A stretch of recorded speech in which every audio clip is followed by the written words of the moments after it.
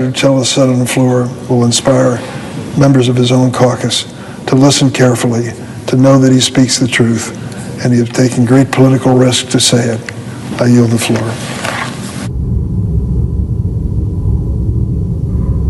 Mr. President. The senator from Wisconsin.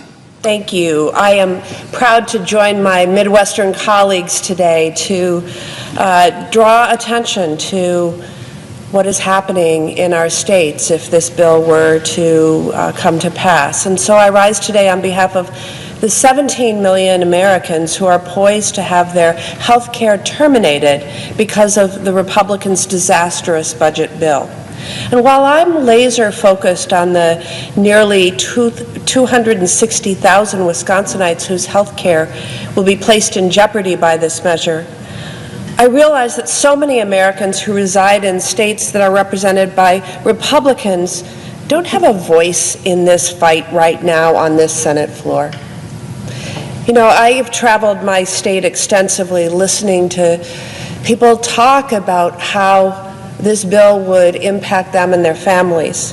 And I've shared those stories. I've uplifted those stories, sometimes right here on the Senate floor and sometimes in other ways. But I know that my Republican colleagues are getting the same influx of phone calls and letters that I'm getting from parents of children with disabilities, from the elderly and folks who are working hard but just can't keep up. These are constituents who are downright scared that they will have a rug pulled out from under them.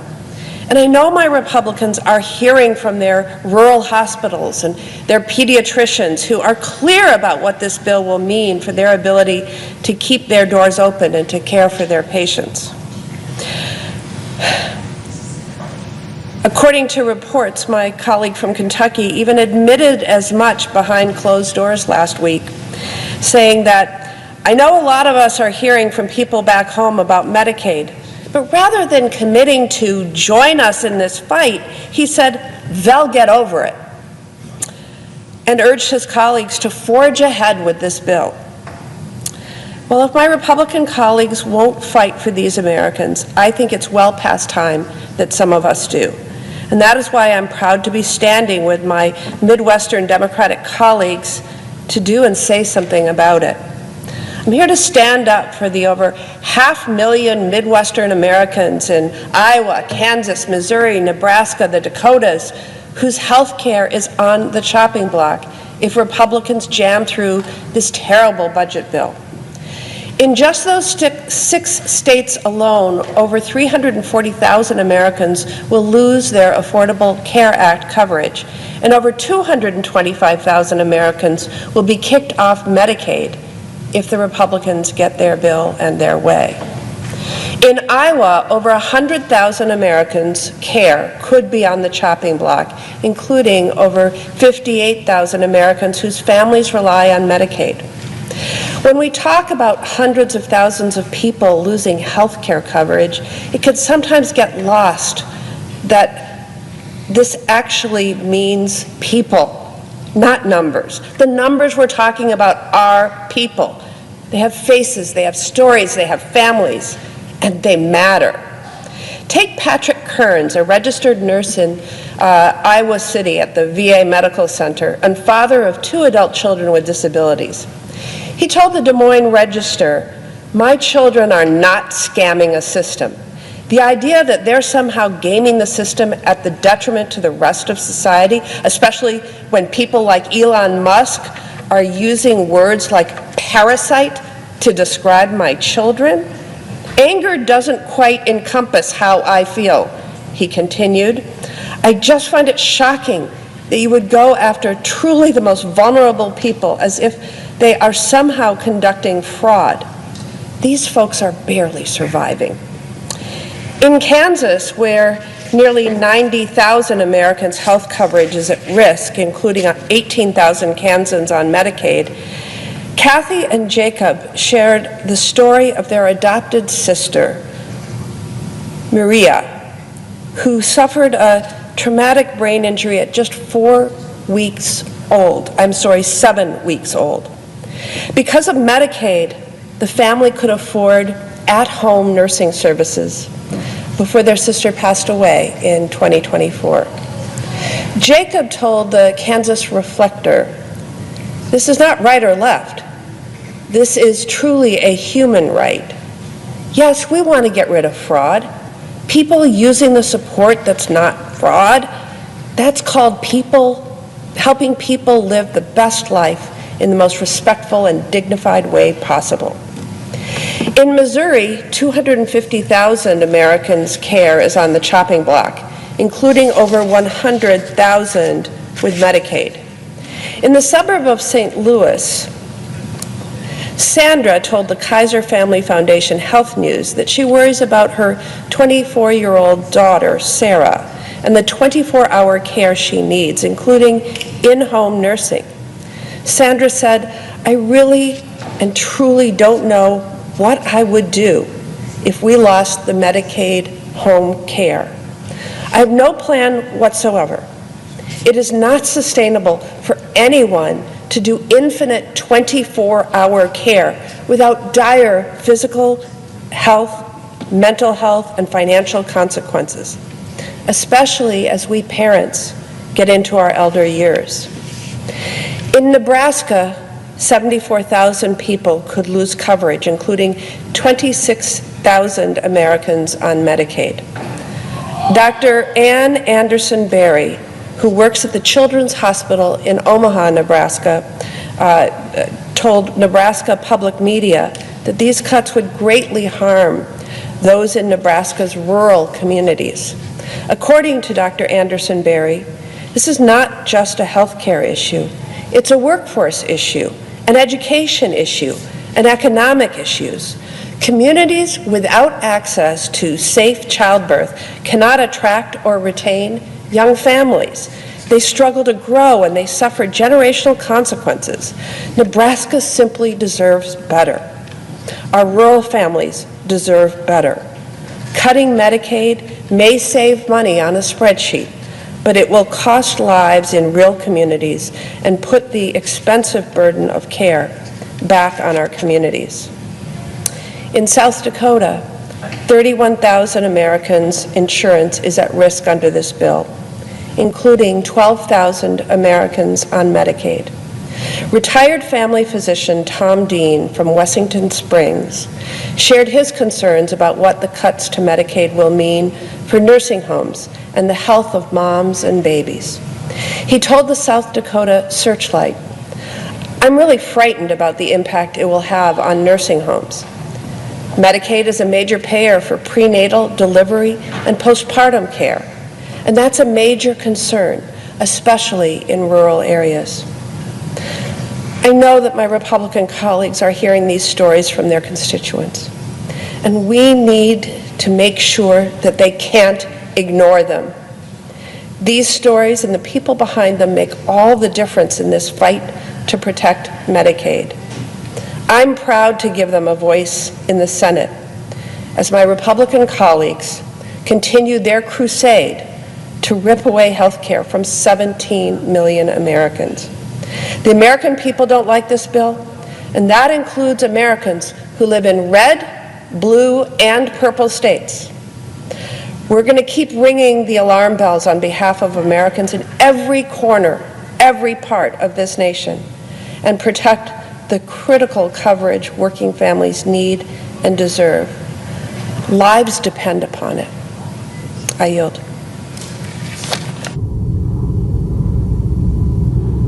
Mr. President. The senator from Minnesota. Mr. President, I rise today along with my colleagues from Illinois and from Wisconsin, and you just heard from Senator Baldwin, about the effect of this budget bill on the Midwest.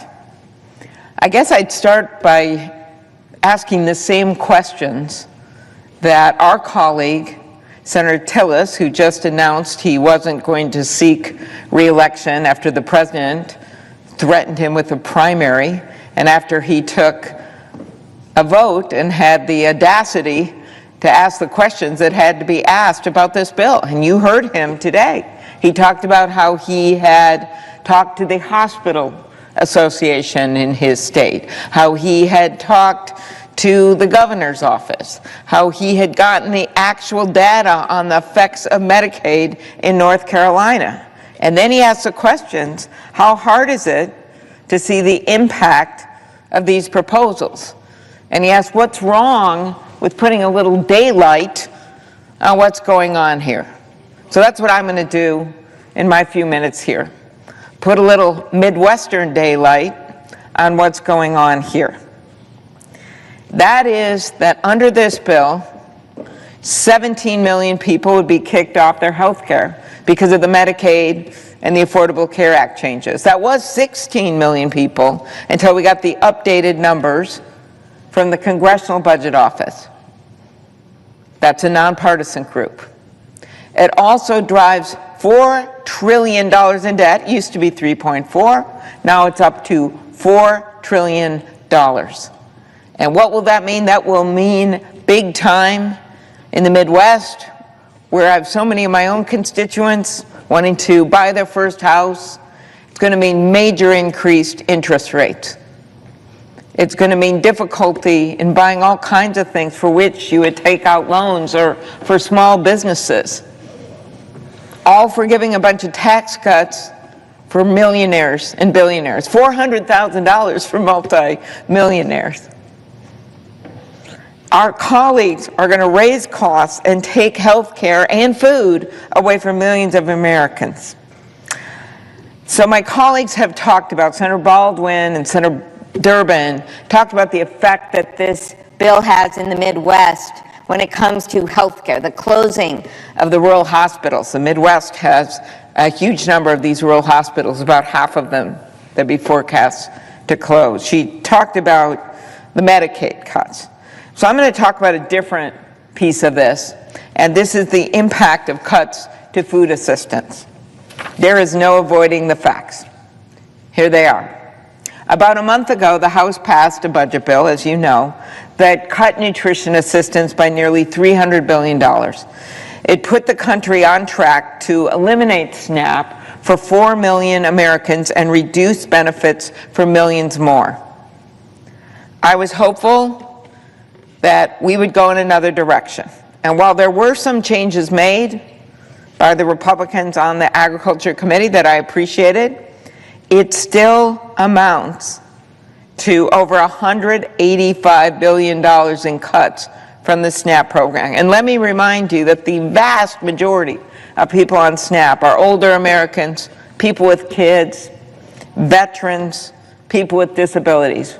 We were just out on the Senate steps with a number of those people and the groups that they represent and faith leaders talking about this very subject. Why them? Why give tax cuts to the wealthy on their backs? We know that the impact of the big, beautiful betrayal of a bill will be even more stark in the Midwest. In the Midwest, here are some examples. Americans use SNAP benefits. Nearly 155,000 people in Nebraska, and let's face it, that is not the biggest population state, but 155,000 Nebraskans use SNAP. About 190,000 people in Kansas, 260,000 people in Iowa, 660,000 people in Missouri, 700,000 people in the state of Wisconsin. Senator Baldwin just talked about the impact of health care there, but 700,000 people and my neighbors in Wisconsin. Nearly 1.5 million people in Michigan use SNAP. And in Minnesota, 450,000. So yes, those people will be affected greatly by this faux shift to the state. And unfortunately, while we tried to fight part of this, the state shift, we were not able to get that changed in the last few days. This means certain states, I'm just going to give you some examples, hundreds of millions of dollars are supposed to shift over to states in the Midwest when 41 of the 50 states in our country have balanced budget amendments. So what are they supposed to do? Cut infrastructure? Cut law enforcement? When the majority of these cuts, and this is why this is such funny math, are shifts to the states, and it's why governors, especially in the Midwest, Governor Kelly in the state of Kansas has been speaking out big time on this, why they are so concerned about these shifts. In addition, and this is not something everyone thinks about when they think about SNAP, but we think about it big time in the Midwest, farmers and grocers. Over a third of America's farmland is located in the Midwest. That includes more than 722,000 farm operations, which is more than 1/3 of farms nationwide. So why would farmers care about this? Well, they will lose revenue because Americans won't be able to buy their products. And that loss, that's a SNAP program, right? It buys food from America, just like international organizations were buying food from America with USAID. That's been cut. Or the Trump tariffs, which dry up markets in places all over the world because of retaliatory tariffs. That's hitting our farmers. Input costs, inflation, you name it. And now this on top of it. In addition, this is going to be a big hit to our grocers. In many rural counties throughout the Midwest, their independent grocery store is the lone grocer in the country, in the county. So in 76 counties nationwide, they don't even have a single grocery store. And half of those are in the Midwest. I recently visited an employee-owned grocery store in rural Long Prairie, Minnesota. Population, 3,600. Businesses like that operate on tight margins, and they usually serve not just that county, as you could see from the numbers I just provided you, but with the surrounding counties, or they may be the only one in town. Businesses like that, the cuts to SNAP, it's pretty significant because that's sometimes the margin on which they're able to stay alive as a business. This would make it harder and harder and more expensive for those grocery stores. It could put them out of business, that's for sure. That's what the grocery stores believe. But it also hurts the individual people in their areas because in the rural areas, you have an overwhelming number of seniors, you've got an overwhelming number of veterans, and you have just an overwhelming number of the people who are using these kinds of grocery stores. So SNAP supports hundreds of thousands of jobs and billions of dollars in wages at these independent grocers, farms, other industries, including more than 1,700 jobs in Nebraska, more than 1,900 jobs in Kansas, more than 2,600 jobs in Iowa, more than 7,000 jobs in Missouri, more than 6,000 jobs in Wisconsin, more than 13,000 jobs in Michigan, more than 4,000 jobs in Minnesota. We know that from farmers and truckers to local grocers, for every dollar invested in SNAP, about $1.50 of economic activity is generated nationwide. For many Midwesterners, this bill would make the difference between having a grocery store in their region or not. I mentioned the shift of billions of dollars of cost to states that will blow holes through the state budget. They won't be able to afford it. And sadly, our Republican colleagues know this because 44 states have this balanced budget rule. And they're going to be forced to choose between paying the cost for food and paying for critical services. That is why 23 Democratic governors, all of them, just laid out in a letter to Congress. These cuts don't just increase state costs, they make it nearly impossible for states to effectively plan for these long-term budget impacts. Those are governors from Kentucky, with Governor Beshear, to Arizona, with Governor Hobbs. Across the entire nation, we heard from these governors. Not to mention the governors such as Governor Pritzker in Illinois and Governor Walz in Minnesota and Governor Kelly in Kansas and Governor Whitmer in Michigan. Based on 2023 figures, ready for this? The House and Senate version of this bill would shift, and it varies because the bills are different, But this is how much money we're talking to. Between 16 million and 49 million onto the state of Nebraska. Between 61 million and 101 million in costs onto Kansas. Imagine the budget. And there's suddenly, oh, you got to do an extra $60 million. Too bad you have a balanced budget amendment. Up to 26 million in costs onto Iowa. Between 225 million and 376 million onto the state budget in Missouri. Up to 68 million in costs onto Wisconsin, where Governor Evers was also a signator of this letter. Between 456 and 761 million in costs onto Michigan, and between 43 million and 128 million in costs onto Minnesota. And those numbers are on top of an increased administrative cost shift to states. It used to be 50-50, now it's 75-25. Hello, states, you with strapped budgets, we're now making you pay 75% of administrative costs, which would make it even harder for states to invest in the staff training and upgraded financial systems that would make the program more sound and reduce payment errors.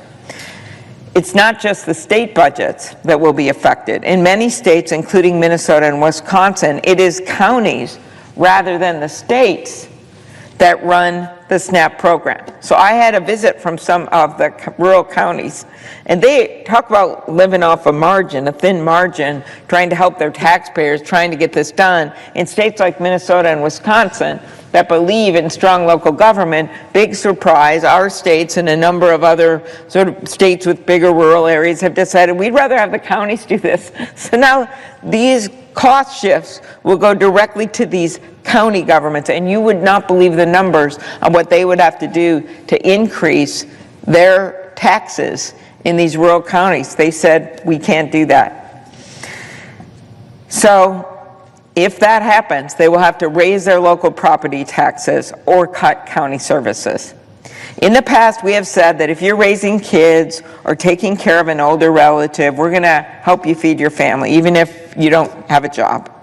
This reconciliation bill would change that. It would withhold food assistance from families raising kids over the age of 13 and adults 55 and up if they don't meet the new requirements. The Senate bill also eliminates an existing exemption for veterans, homeless people, and former foster youth, an exemption my Republican colleagues supported in the Fiscal Responsibility Act just 2 years ago. So this is a shift among the party. The Republican Party actually said this was a good idea to have exemptions for vets and homeless people and former foster youth. Not anymore. These are people who are already struggling, veterans who have sacrificed to serve our country. I believe that when our veterans signed up to serve, there wasn't a waiting line, and when they're in this country and they need help with food, or they need a job, or they need a home, there shouldn't be a waiting line in the United States of America. So everyone that I've talked to about this, just as Senator Tillis was saying about Medicaid in North Carolina, and I've spent time on this. I visit all 87 counties in my state every year. I'm up to 49. So I've been able to talk to people who aren't political, who are Republicans, talk to people I just run into in rural grocery stores, in the vegetable line. I mean, I have talked to a ton of people. And what they have said to the store managers, to the food shelf volunteers, to those that take SNAP, this isn't a good idea. That's what the public opinion polls say. Fox News poll, 60% of people say this bill is a bad idea. 2 to 1 say it's going to help wealthy people and not them. Well, they're right about that. This is a betrayal of the middle class, and it only takes 4 of our colleagues, and 4 in the House, by the way, to stand up and say, we need to rewrite this thing. Let's start over. With that, I rewrite this thing. Let's start over. With that, I yield the floor.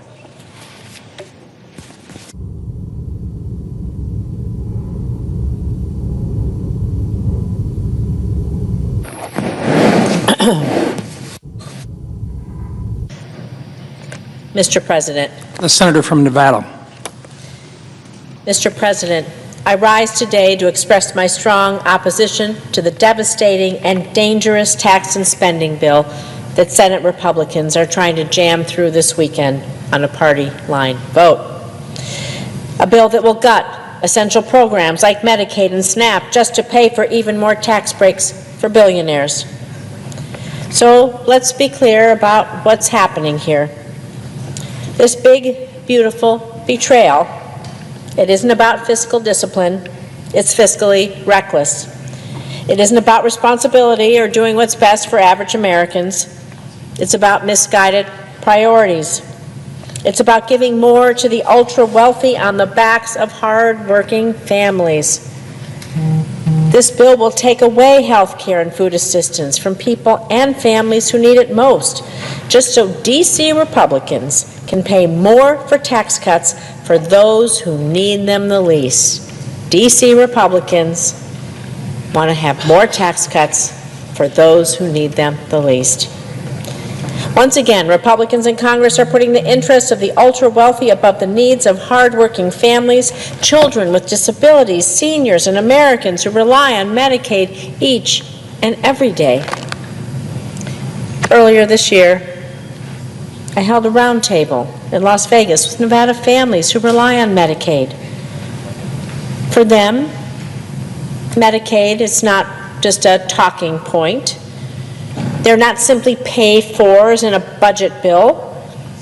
Medicaid is a lifeline.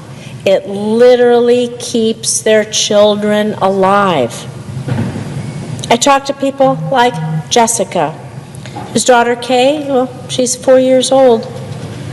She was born with Down syndrome and was recently diagnosed with type 1 diabetes.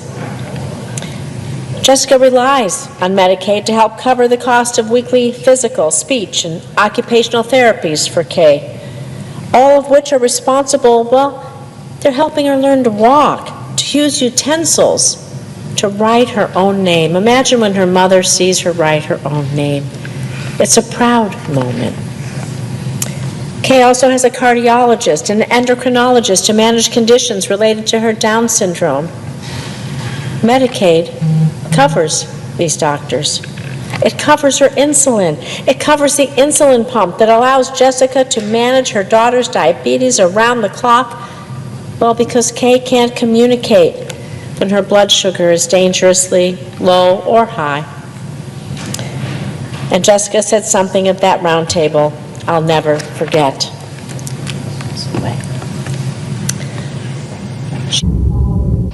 And I quote, "I can't imagine losing Medicaid. Obviously, I'm going to have to try to give up something because I'm not going to let her go without insulin and the life-saving care she needs. And I can't even imagine to think about what I'd have to cut or what I'd have to do in order to pay for the life-saving care that she needs and deserves." Christy, another Nevada mom, was also at that round table. Her daughter Sadie's 13. She's been bravely battling an aggressive form of leukemia for the past 2 years.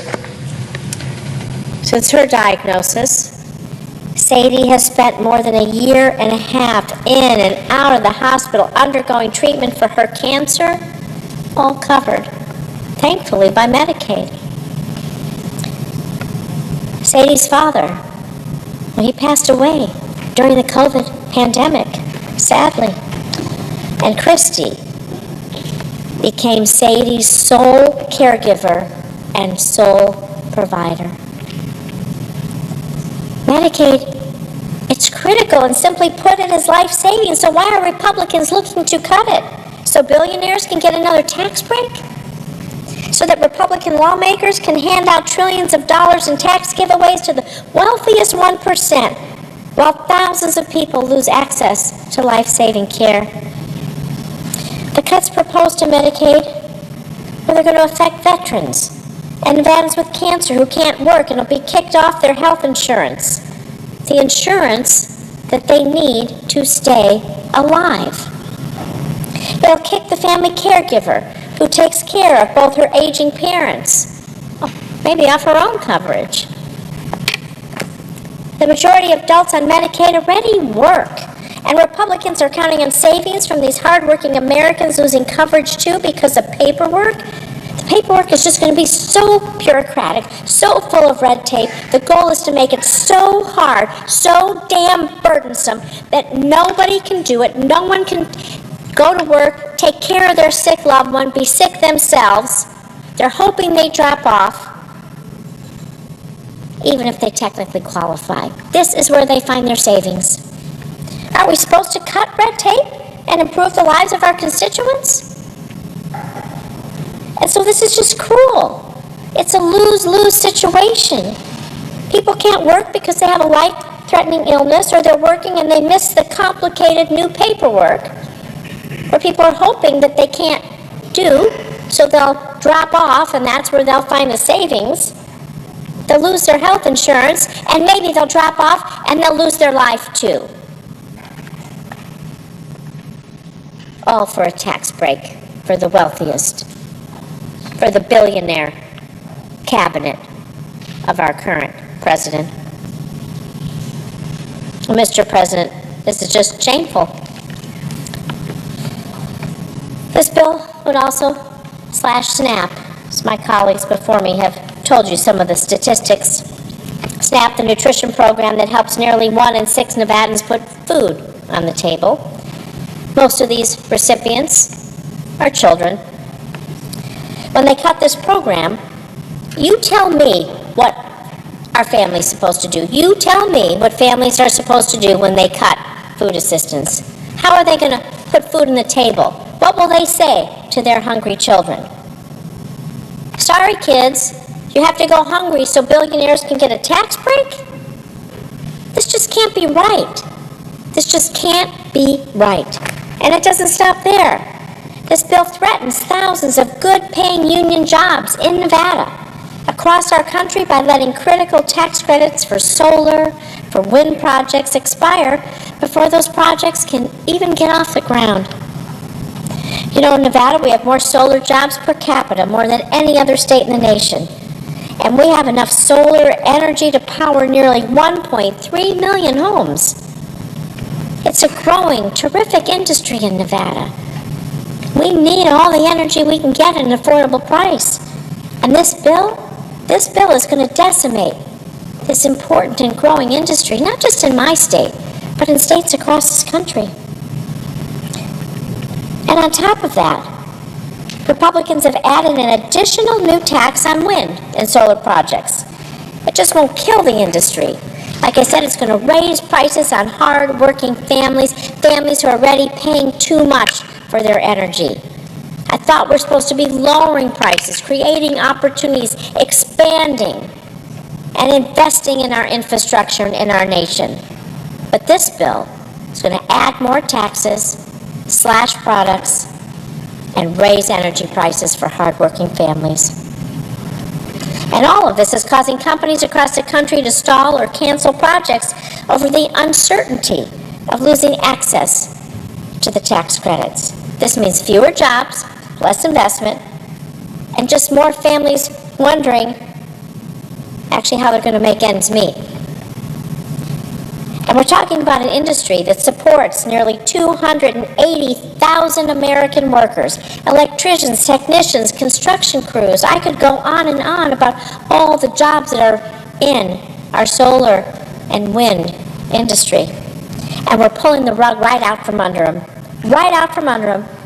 and killing thousands, hundreds of thousands of clean energy jobs. Again, I'm going to remind you, all of this for one purpose, and one purpose alone, to give tax breaks to billionaires. So anyone who supports this bill is not pro-worker. They're not looking out for underdogs, for hardworking families. They're just focused on making the rich, well, richer. And I'm not going to stand by and let families lose access to their health care, to their food assistance, to their jobs. Also, billionaires can pad their pockets. And I want to remind people what we did when we used the reconciliation process. We expanded health insurance subsidies, and for the first time, we gave Medicare the authority to negotiate for lower drug prices for our seniors. We invested in our clean energy future. We cut costs for families instead of cutting lifelines. And this D.C. Republican bill is extreme. It's cruel, and it's not what the American people want. People want lower costs. People want economic security. Parents want their kids to have care when they're sick and a fair shot to thrive. They don't want their future sold off to billionaires. So I say to my Republican colleagues, please don't turn your backs. Please don't turn your backs on families who need you, who need this the most. I want you to come look at my Nevada moms and my Nevada dads in the eyes and tell them they don't matter, that their children don't matter, that their lives of their kids don't matter because they won't get the care they need. And I shudder to think of the consequences. Please come to Nevada, sit with these parents and tell them that they don't matter. I don't know how you could face them and gut Medicaid to give billionaires a tax cut, but that's what you're about to do. And the American people deserve better. And I will fight every single step of the way to make sure that they get it. Thank you, Mr. President, and I yield the floor.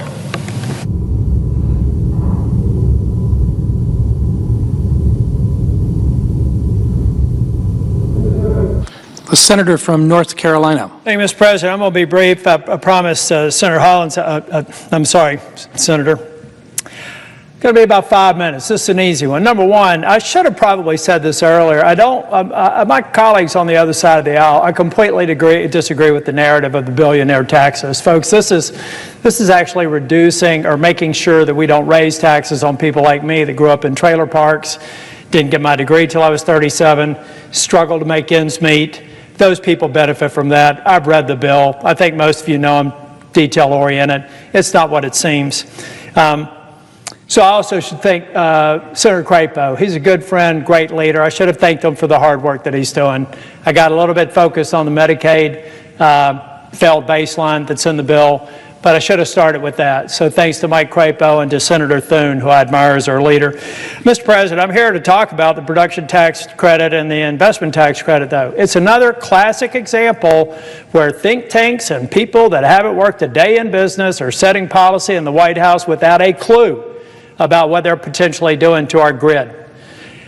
A lot of people probably, I had Alex Weinstein, who is a self-described philosopher and expert in this area, in my office, talking with 3 people, practitioners that actually work in it. One of them is someone who specializes in power purchase agreements for large businesses.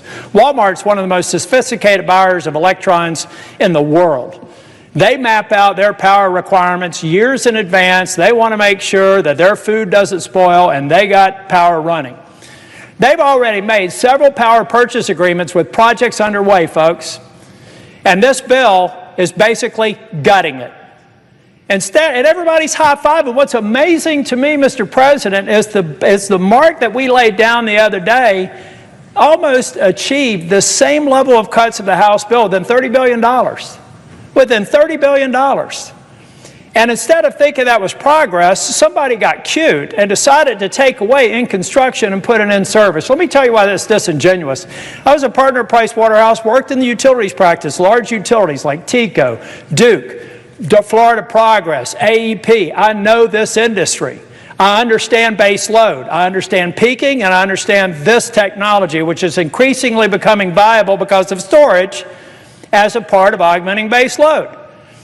Well, now we've got the Walmarts and all of these data centers and everything that we want to bring back on shore, putting in these power purchase agreements teed to these projects like solar in particular, like wind and other innovative, renewable natural gas, methane, hydrogen. I can go on.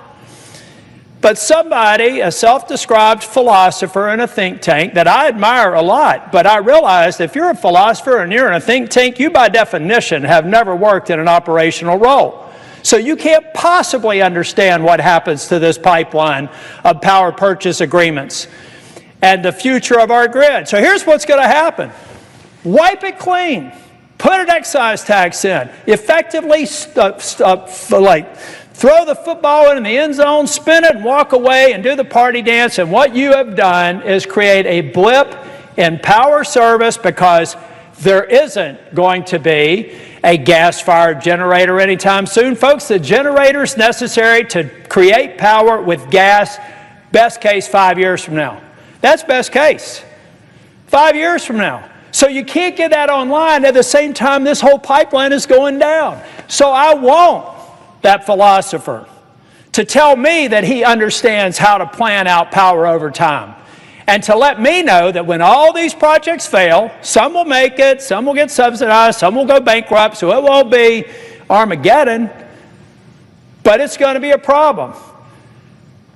So they better get it right. It's another example, folks, when you rush a bill and you don't think through the implementation, you don't get it right. And so I hope that my colleagues recognize it's half-baked.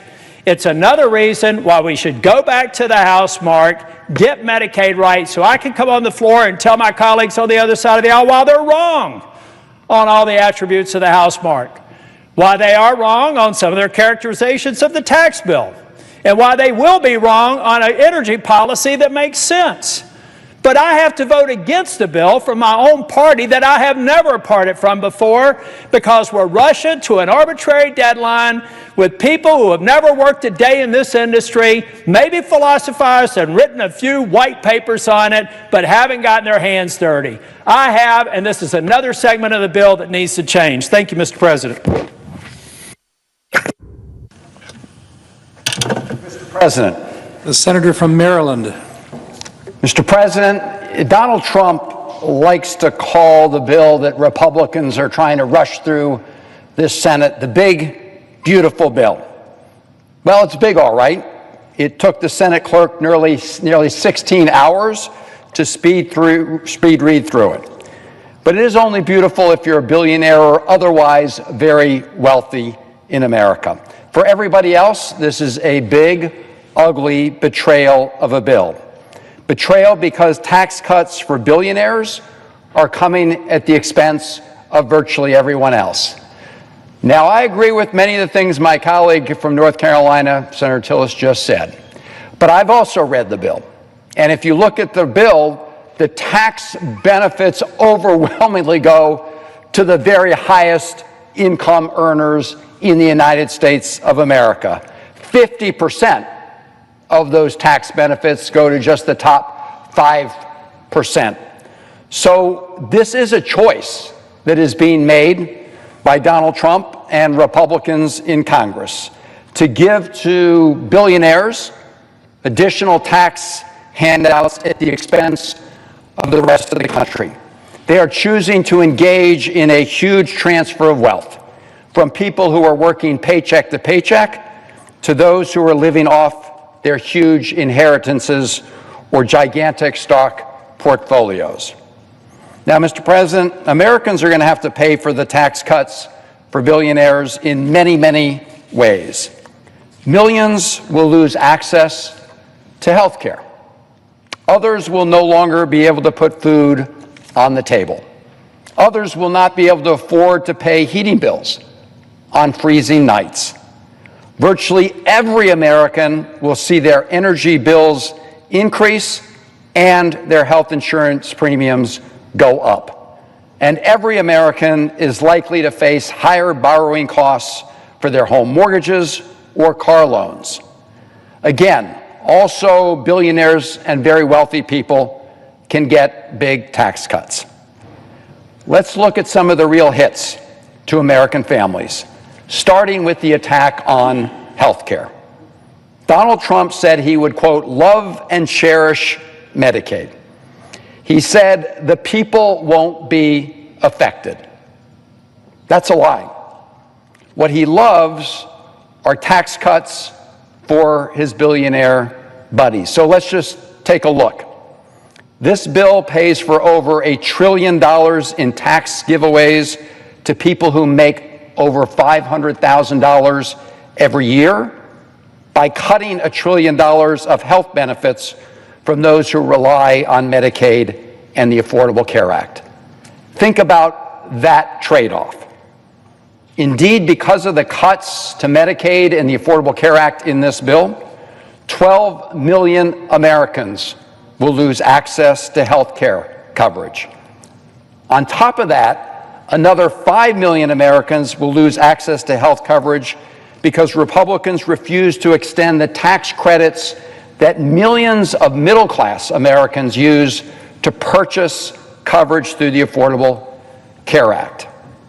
So while extending tax cuts for the very wealthy, they are not extending the health care tax credits that middle-class Americans use to help afford health insurance. The result of these cuts and the refusal to extend those tax credits means that nearly 17 million of our fellow Americans will lose access to health care coverage. In my state of Maryland, that's 229,000 of my fellow Marylanders. And who are these Americans? Who are these Marylanders? They're babies and children. Medicaid and the Children's Health Insurance Program covers 38 million children in America, 700,000 children in Maryland. Medicaid covers 40% of births in America, over 40% of births in Maryland. More mothers will die during pregnancy-related deaths as a result of pregnancy-related deaths if this bill passes.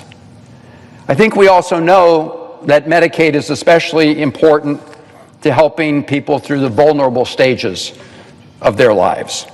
It covers 1 in 4 people with mental health or substance use disorders. It's the primary payer for long-term health services, covering 60% of nursing home residents. If even a fraction of those residents lose coverage, entire nursing homes can close. And those families will have to figure out how to care for their expelled loved ones.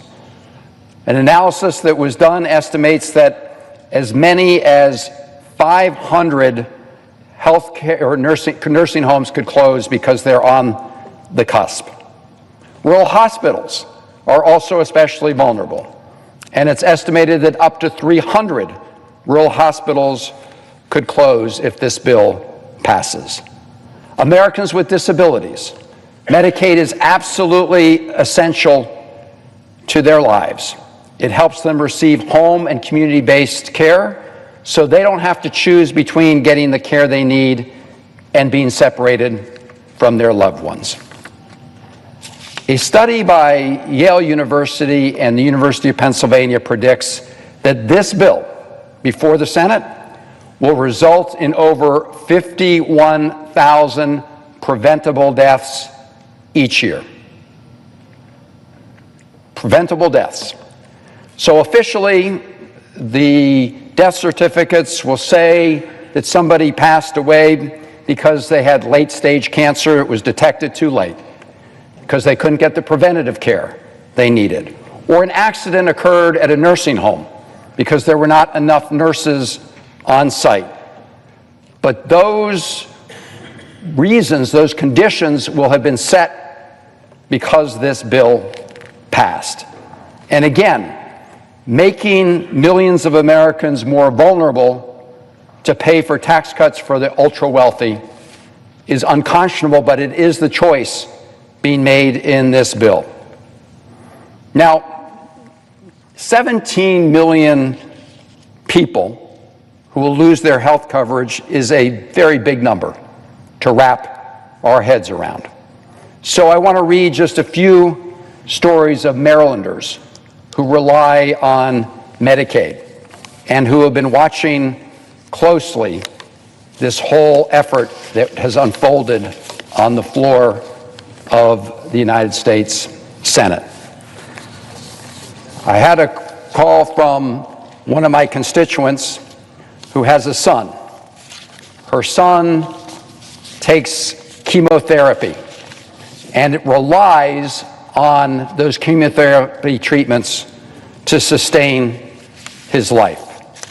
She wrote to me that if he loses access to his health insurance, that it would be, quote, a death sentence. Another Marylander wrote to me about his autistic son, who is still able to work, but who depends entirely on Medicaid for support. He also said, please don't let the Senate pass this bill. And the stories go on and on and on. Just the other day, Senator Alsobrooks and I had a telephone town hall, had 12,000 Marylanders joining us. And after that call, we received many more stories about people who would really be in desperate shape if they lost access to their health coverage. Now, Mr. President, on top of the 17 million Americans who stand to lose their health coverage, all other Americans are likely to see higher premiums, because what happens when you have uncompensated care is more people go to the emergency rooms at the hospital, and those hospitals can't just eat all those additional costs. And at the end of the day, those additional costs cycle through the system in the form of higher premiums for others. And we are already seeing that impact in Maryland as insurance companies today look at the possible liability that they will have going forward as a result of this legislation. Now, beyond the 17 million who will lose access to affordable health care, you also have millions of Americans who are going to be hit as a result of the cuts to the food and nutrition programs, the SNAP programs. We're going to see a whopping 20% cut, $200 billion, to the SNAP program. Over 40 million Americans get some kind of help from that food and nutrition program, and over 3 million of them will lose their SNAP benefits entirely. Others will see rising costs. In Maryland, it's going to impact 684,000 people, most of whom are families with kids.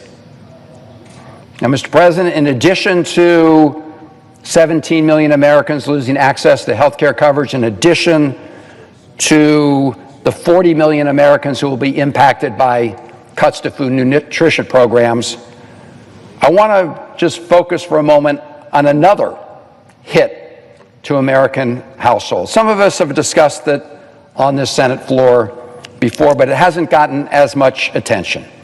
And it relates to the energy bills Americans pay, including their electric bills, because this bill will drive them up because it directly attacks the production of more clean energy. And less energy with rising demand means higher costs for households.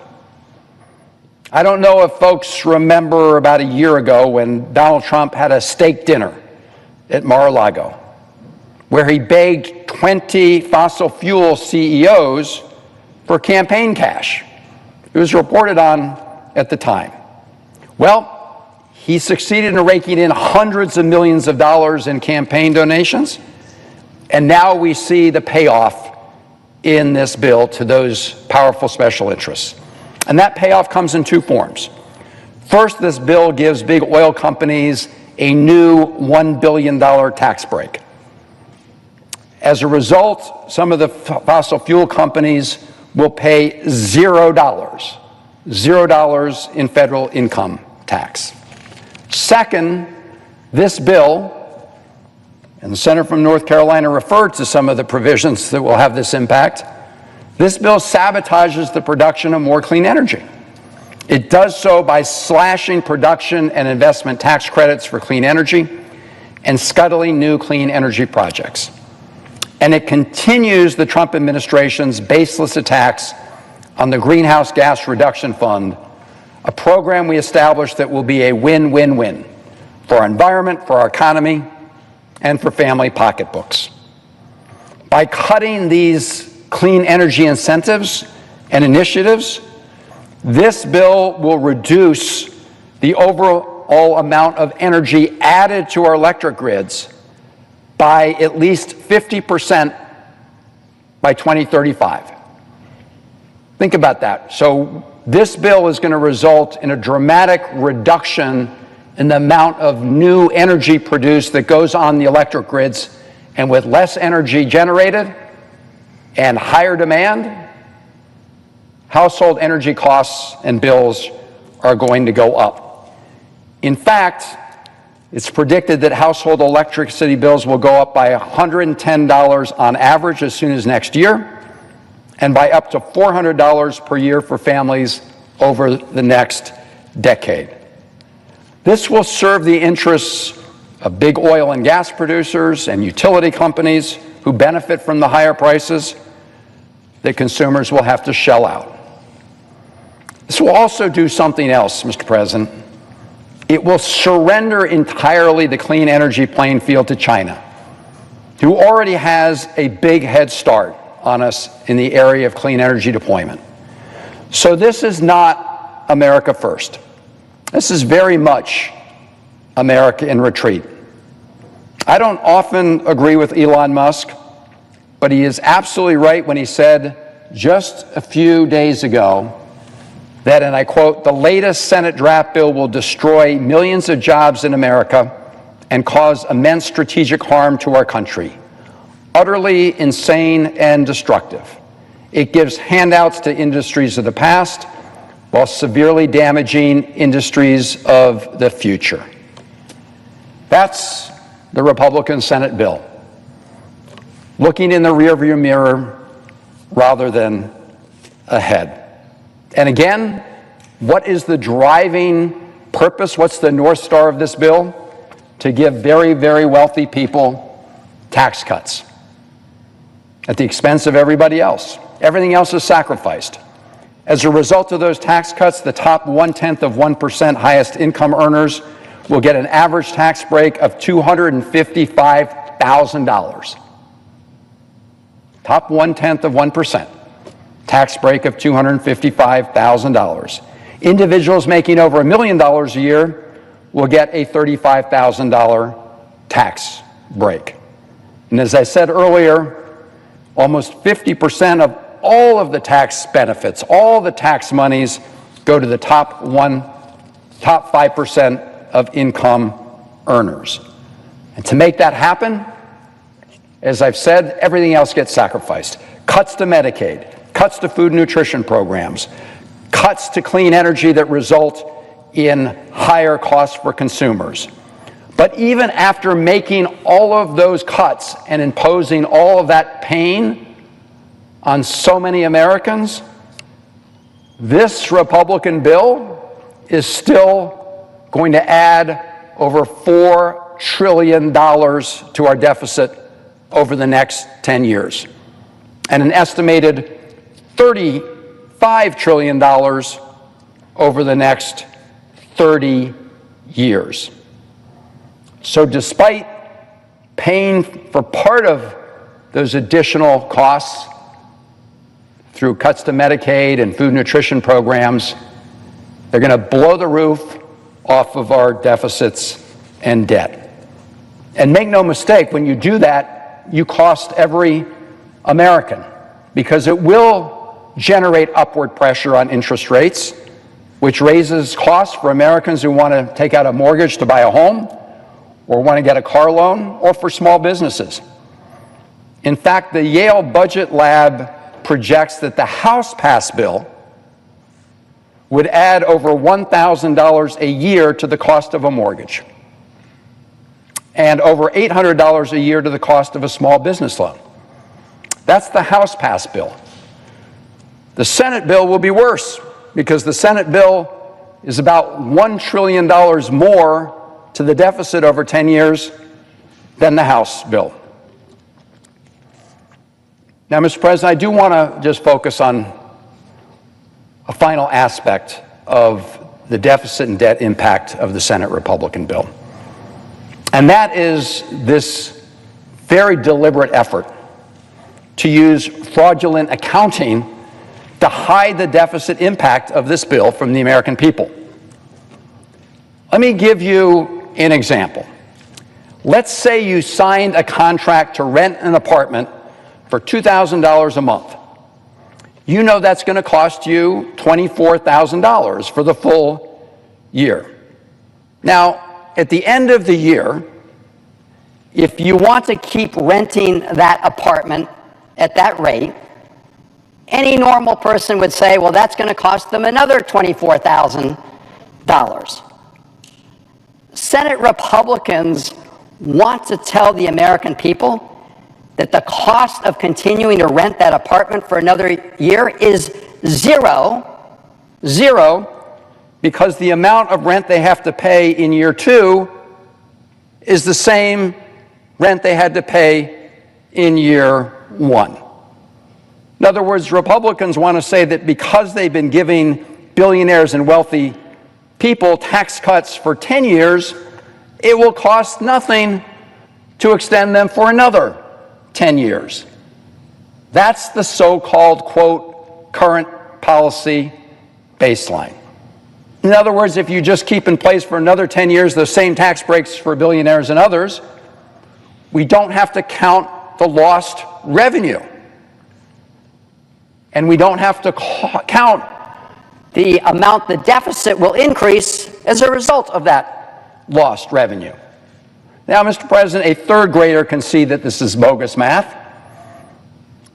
Let me read my colleagues a statement made this year by somebody, and I quote, anyone who says that about here's what he said, anybody that says the current policy baseline is the way to go is engaging in intellectual and economic fraud, end of quote. I wanted to make sure I got that quote correct because it was made by a Republican congressman from Arizona, Congressman Schweithart. Here's another quote. This is fairy dust, and they are all full of crap, and I'm going to call them out on it. Who said that? Congressman Chip Roy, Republican from Texas. And I think it's worth quoting those Republican members of Congress because while I dramatically disagree with what they did in their House bill, at least they used honest accounting. At least they didn't try to perpetrate this budget fraud that we're witnessing here in the United States Senate. A budget fraud that would, I dare say, make the Enron scammers blush. And if you go through the numbers, it's dramatic. For example, honest scoring of the bill shows that extending the individual tax rates from Trump 2017 will cost $2.2 trillion. That's what the House of Representatives said, $2.2 trillion. When you use the fraudulent budget math that Senate Republicans want to use, all of a sudden that's $83 billion. If you look at the cost of extending key deductions for businesses, the House used accurate accounting. It comes to $820 billion over 10 years. Under the Senate plan, $6 billion. So I'm not going to spend a ton of time, Mr. President, going over this chart, but I do want to put it up here. This is from the Committee for a Responsible Federal Budget. And the blue shade in each of these years shows what Senate Republicans say their bill will cost in each of those years. This is the so-called current policy baseline. This is what those House Republican members called fraudulent accounting, and it is. And if you add up all of those blue deficits over those 10 years, they claim it's $441 billion additional debt over 10 years. But if you use the honest accounting that we've always used in the United States Senate for the purpose of budget reconciliation, you get the full bar, including the orange numbers, which is $4.2 trillion in debt over those 10 years. I do want to point out to my colleagues something interesting because you have these dashed orange lines. What this is representing is that some of these costs from lost revenues in some of these out years go down. That's because under this House Republican plan, the tax cuts for people with the no tax on tips, they go away. They vanish. They vanish right here in 2029. But the tax cuts for very wealthy people, for billionaires and others, they go on for the 10 years. In fact, they go on forever. And the last point I'm going to make is, by letting them go on forever, tax cuts for very wealthy people, Senate Republicans are violating the entire structure of the budget reconciliation process. Because when it was first devised, the entire purpose of it was to reduce our deficits and reduce the debt. And Republican senators are perverting the entire purpose of that special procedure that allows things to pass in the United States Senate with 51 votes and not having to secure the 60-vote threshold to overcome a filibuster. They are violating that entire structure. And again, why? Because they're hell-bent on making sure those tax cuts for very wealthy people go on forever.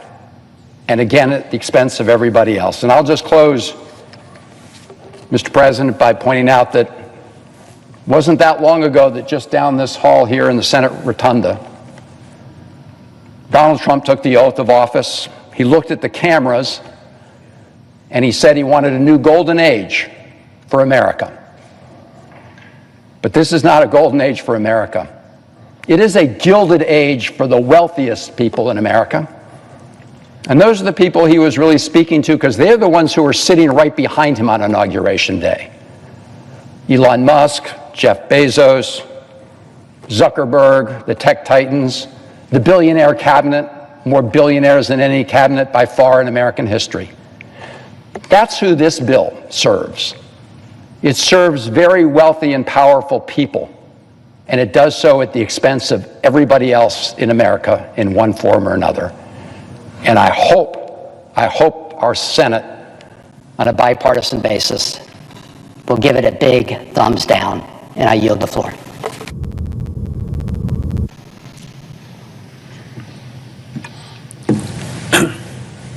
Mr. President. To recognize the senator from Vermont. Thank you. Mr. President, never in my time in Congress have I seen a bill that does so much damage in so many ways to so many people in so many states, and that will affect so many generations. Mr. President, the clerks have read the bill. It's now time for us to kill the bill.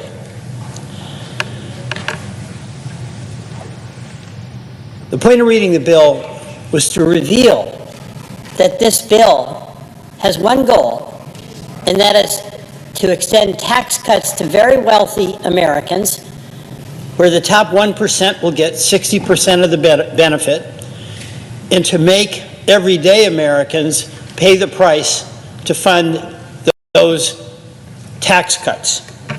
And it's no wonder right now that 2 in 3 Americans oppose this bill. The question is, will the United States Senate oppose this bill? Here are just a few ways that the President's so-called one big, beautiful bill will hurt Vermont. In Vermont, 11,500 people will lose their health care coverage under Obamacare, the Affordable Care Act. 21,000 Vermonters will lose Medicaid coverage. And food nutrition programs that are so essential to the well-being of your citizens and mine. In Vermont, the SNAP program, 11% of our households use it, 65,000 people, a little over a third of households rely on the SNAP program, and they have kids. Nearly 3,000 veterans in Vermont rely on the SNAP program. By the way, we're talking about $6 a day. Billions are going to be cut across the country, and that's going to hurt Vermont, and it's going to hurt everyone. In Vermont, some homeowners to save money on their energy bills, used home energy efficiency upgrades that was made possible under the Inflation Reduction Act. Those are being ripped apart. Folks saved about $420 to $980 a year. That's real money for people living paycheck to paycheck. This bill scraps that. Mr. President, here's the good, the bad, and the ugly. The good, we still have time to kill this bill. And we should kill this bill. We Democrats are united in opposition to this bill, but it's not only Democrats whose constituents are going to be hurt by this bill. My colleagues on the other side of the aisle have an opportunity to make a choice. Read the bill and decide, are you going to protect your constituents who are going to suffer the same afflictions as my constituents, or are you going to defer to President Trump? The bad in this bill, it's going to inflict bipartisan pain. This is not aiming at red state or blue state. This is aimed at working class and middle class Americans. More than 76,000, just to give an example, West Virginia, a great state I visited, went into a coal mine, hardest working people ever, except maybe for Vermont dairy farmers. More than 76,000 people in West Virginia will lose access to health care because of this bill. 278,000 West Virginians are going to lose access to the nutrition programs of SNAP. In Tennessee, more than 295,000 people will lose access to health care, Medicaid, through this bill. And SNAP means 758,000 Tennesseans lose their nutrition benefits. So I just want to repeat here, this is the bipartisan infliction of pain. This is real. This is real. It is the tax cut largely directed to the very wealthy people. Is it worth inflicting that kind of pain on so many when the tax cut benefits so few? Mr. President, let's talk more about what's in this bill, because the American people, they need to know what we're voting on. It makes major cuts, of course, as I've said, in Medicaid. But the immediate effect of those Medicaid cuts is that it really threatens the financial stability, the viability of the community hospitals that are in all of our communities. Folks are going to show up to get care. And across the country, 17 million people will lose any reimbursement from Medicaid. So they'll go to our community hospitals and they'll do what they do. They'll provide care even if they don't get paid, but they can only do that so long. So those hospitals are literally threatened to go out of business in every single state. This bill cuts Medicaid by over $930 billion. So that ripple effect is going to hurt all of our hospitals. And absolutely some of those are going to close. And by the way, that's going to result in a higher cost shift, so that those employers who are doing everything they can to provide employer-sponsored health care for their employees are going to see their premiums spike badly. The bill's going to rip away food assistance programs that more than 42 million Americans need. That's $6 a day, as I mentioned, and that'll be gone. This, by the way, has a real impact on our farmers. They put food on our table. One of the things that our farmers are so proud of is they feed America and they feed the world. And they've been able to supply the food that is then distributed through the SNAP program. It's going to undercut the revenue that they get for doing really good for a lot of people across our country. The bill takes us backwards in our effort to expand energy production and fight climate change. The bill actually adds a tax on wind and solar. It takes away the incentives and it adds a tax. And Mr. President, 95% of the new electric generation, and we need so much more of it, in the past few years has come from clean energy. We don't have that going into production to provide energy along with storage technology. The cost of electricity to the people you represent and the folks I represent in Vermont is going up. Mr. President, there's another aspect of this bill. It just makes no sense being in this bill, and it makes no sense being in any bill particularly. It is a Republican-led bill that strips states of their right to pass laws to protect their consumers against AI threats and against social media threats. It imposes a moratorium for 10 years on any states taking any action. This affects Vermont directly. It affects every single one of our states. And how, I ask, can one argue they're for state rights and then strip states of being able to act on behalf of their own citizens? This bill is a real threat to our economy. It's going to increase the debt, already about $35 trillion, by at least $3.3 trillion. And for what? Tax cuts to very, very wealthy people, multinational corporations who are having record profits at the expense of health care, at the expense of our community hospitals, at the expense of our investments in clean energy, at the expense of our food and nutrition programs. Invested in what? It's destructive. It's not productive. Inflation is going up under this bill. Just think of how much more we're going to pay in debt service. Dead money. It's about $1 trillion. So home mortgages, folks are going to be paying at least $1,000 more. Small business loans, at least $1,000 more. Grocery prices, definitely going up for about all Americans. You know, Mr. President, there's an ugly aspect of this bill as well. And it is that this bill is entirely in service of providing tax cuts largely to the very wealthy. The top 1% of income earners in this country will get 60% of the benefit. That's a couple of 100,000 people will get immense tax breaks that exceed the so-called tax breaks that go to a couple of 100 million Americans. And it's those in the 60% category that are going to be paying the higher prices for utilities, credit card debt, cost of a car loan, rent, groceries.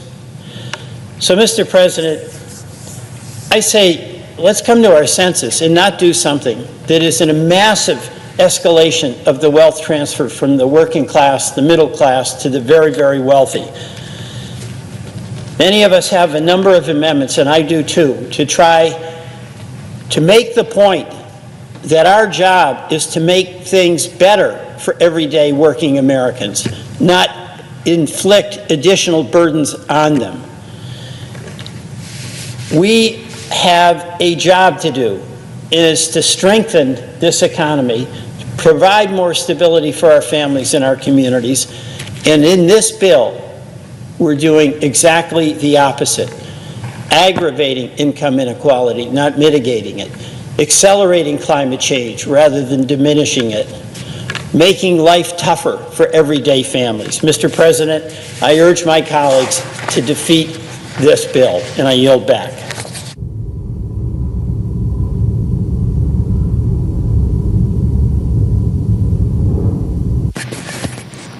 Mr. President.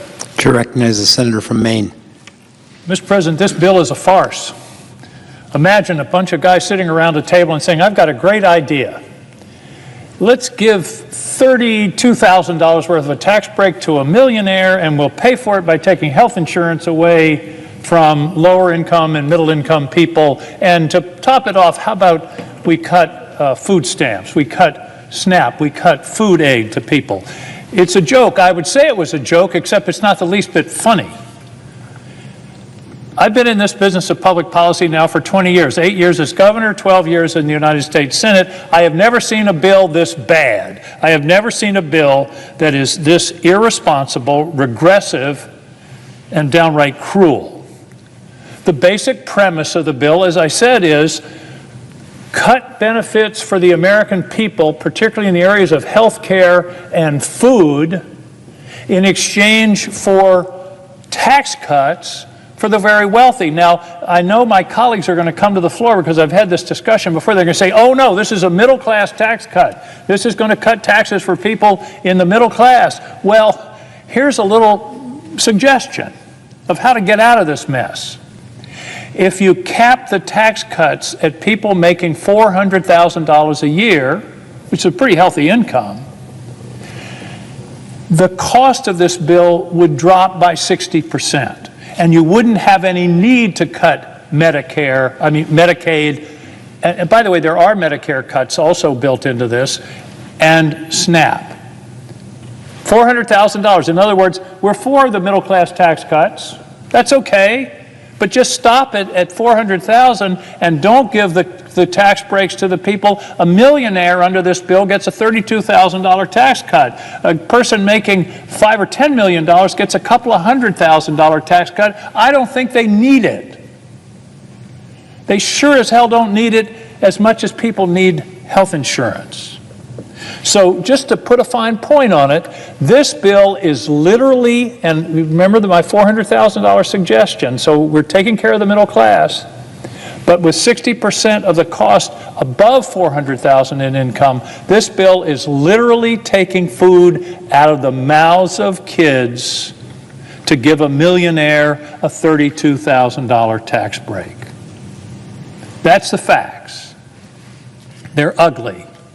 And like I say, if we were talking about this in random sitting around at a lunch table, people would say, well, that's a joke, that's ridiculous. Nobody would suggest that. But here we are.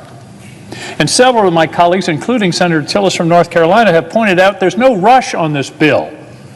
We don't have to do this bill by July 4th or July 10th. There's no rush. These tax credits, these tax cuts don't expire until the end of the year.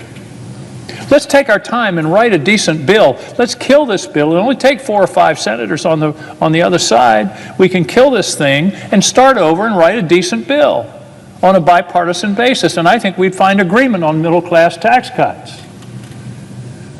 But I think we could also do some things with expenditures that wouldn't be so bloody harmful. Medicaid. Let me start with hospitals. In Maine, I've talked to the hospitals, I've talked to the hospital association, I've talked to small hospitals, large hospitals. They're mostly running on a 1%, 2%, or 3% margin.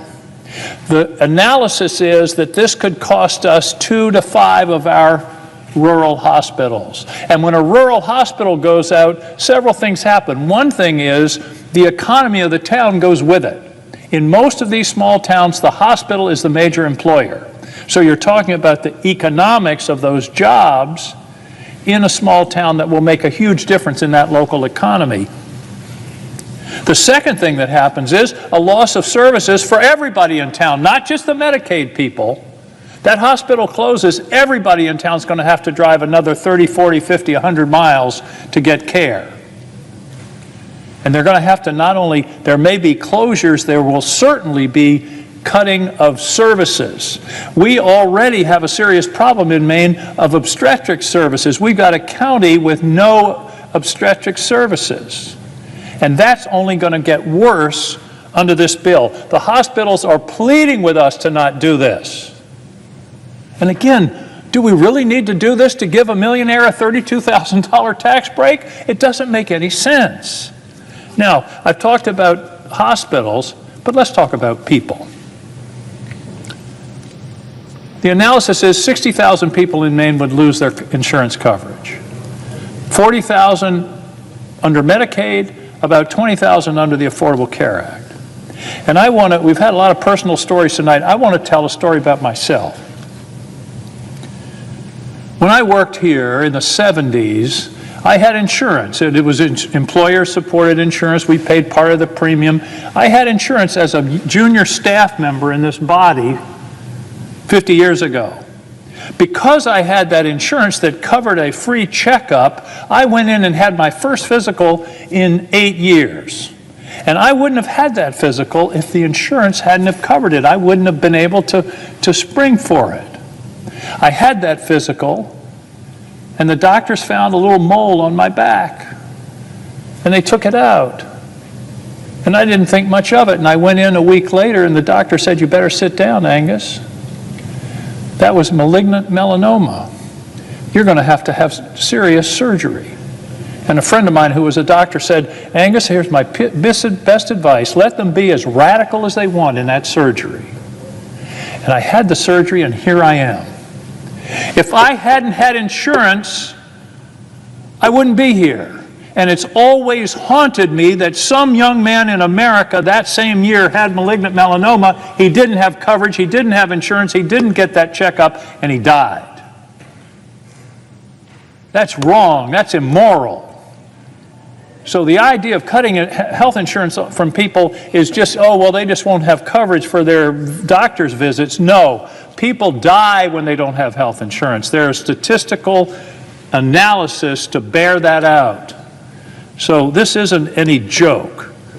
And by the way, people say, well, we're talking about fraud in Medicaid.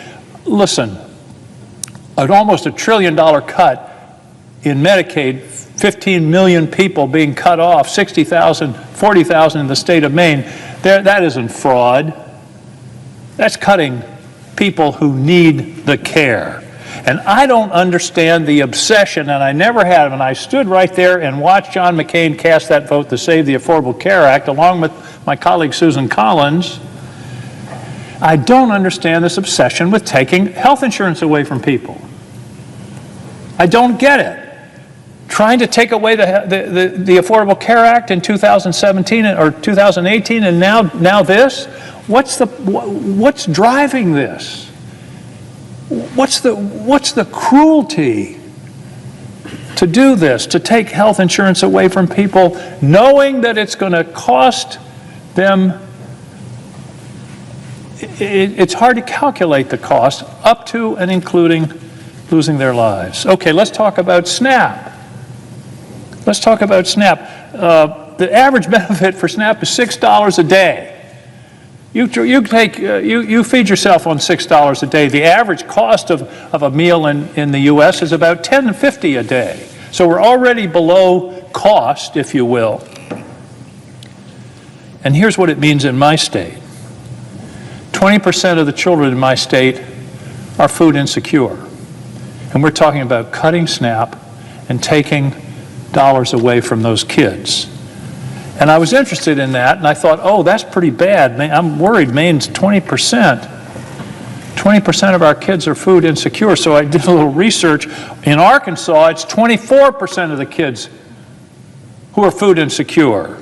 In Iowa, 17%. South Carolina, 14%. Michigan, 19%. Missouri, another 19%. That's 1 out of 5 kids are food insecure, and we're going to cut that food in order to give a millionaire a $32,000 tax cut. Mr. President, that's not only bad policy, it's downright immoral. Okay, what's the other problem with this bill? There's so many, and so many problems, so little time. It's irresponsible. It adds about $4 trillion to the deficit. And by the way, this current policy thing doesn't pass a straight face test. A 7th grader knows it's nonsense. You got to borrow the money to pay. If this bill doesn't pass, then there isn't a $4 trillion hit on the budget. If it passes, there is. And the thing that really gives a lie to this nonsense is also in this bill is a $5 trillion increase in the debt ceiling. If it's not really debt, then we don't need to increase the debt ceiling. It's a sham. Voodoo budgeting. So, I don't want to hear any more from my colleagues about deficits. I don't want to hear any more crocodile tears about deficits. We're mortgaging our future. I hear all this drama about deficits from people who are voting for this bill to add $4 trillion to the deficit unnecessarily. There's a saying of a famous New Englander, your actions speak so loud I can't hear your words. Your actions speak so loud I can't hear your words. Your actions are, you're adding to the deficit unnecessarily. So don't talk to me about deficits.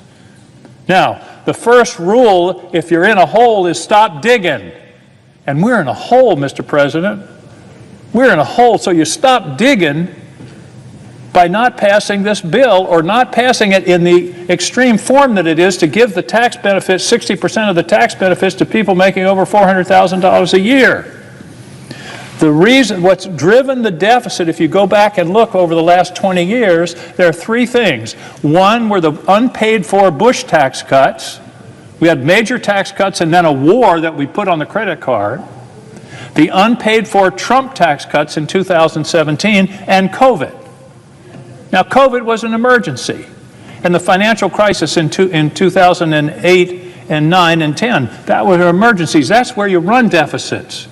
But you don't run deficits when times are good, and that's exactly what we're doing here. If you're in a hole, stop digging. And by the way, the Committee for a Responsible Federal Budget, a nonpartisan group, has said, and I haven't heard this mentioned, this bill will actually accelerate the insolvency of the Social Security Trust Fund and the Medicare Trust Fund.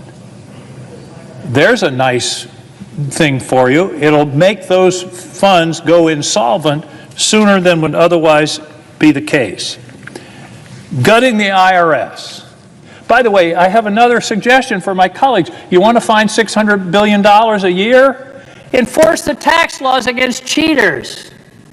That's the estimate. $600 billion a year is left on the table because cheaters, mostly high income, are not paying the taxes they owe. The poor stiff that gets a 1040, he has to pay it. Everybody knows what he's making.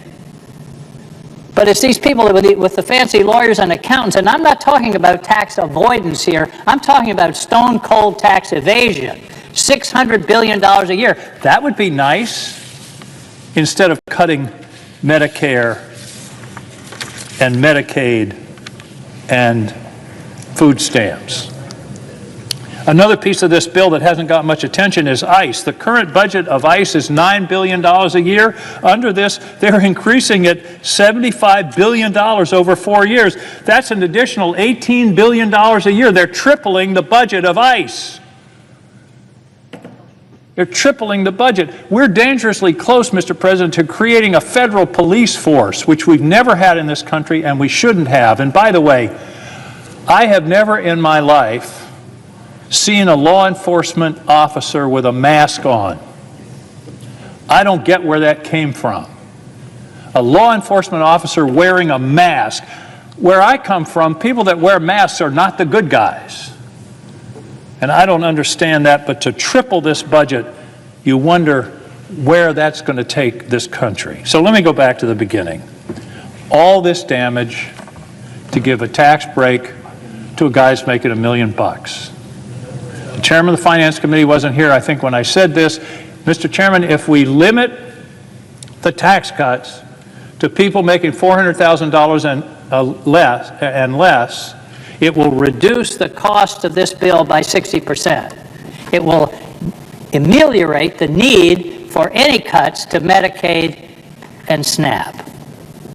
It would also minimize the hit on the debt and the deficit. There is no rush to pass this bill. Let's kill it, give it a merciful death over the next 24 hours, and then start over writing a responsible bill to deal with the expiring tax cuts for the middle class and deal with issues within the federal government that should be addressed. But this bill is not the answer. It is a sham, and it is a shame, and it is embarrassing to even be debating this bill. It should have never come before us in this form. I hope that enough of my colleagues will see that this is an unnecessary damage to the citizens of this country and the citizens of their state. Every state's citizens are going to suffer. And this is something that we in this body can and should prevent. Mr. President, I yield the floor. Mr. President. Chair recognizes the senator from Idaho. Mr. President, I ask unanimous consent that when the Senate complete its business today, it stand adjourned until 9 a.m. until Monday, June 30th, that following the prayer and the pledge, the morning hour be deemed expired, the journal of proceedings be approved to date, the time for the two leaders be reserved for their use later in the day, morning business be closed, and the Senate resume consideration of calendar number 107, H.R. 1. Further, that the leaders be recognized, and following their remarks, all debate time on calendar number 107, H.R. 1 be expired. Without objection.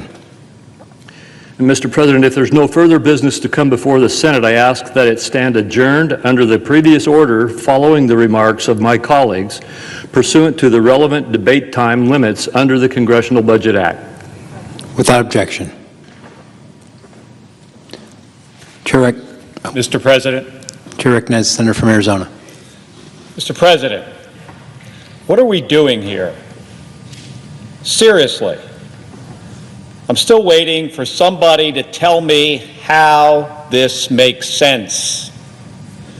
We are debating a budget that gives another round of tax cuts to billionaires and giant corporations on the backs of everyday Americans.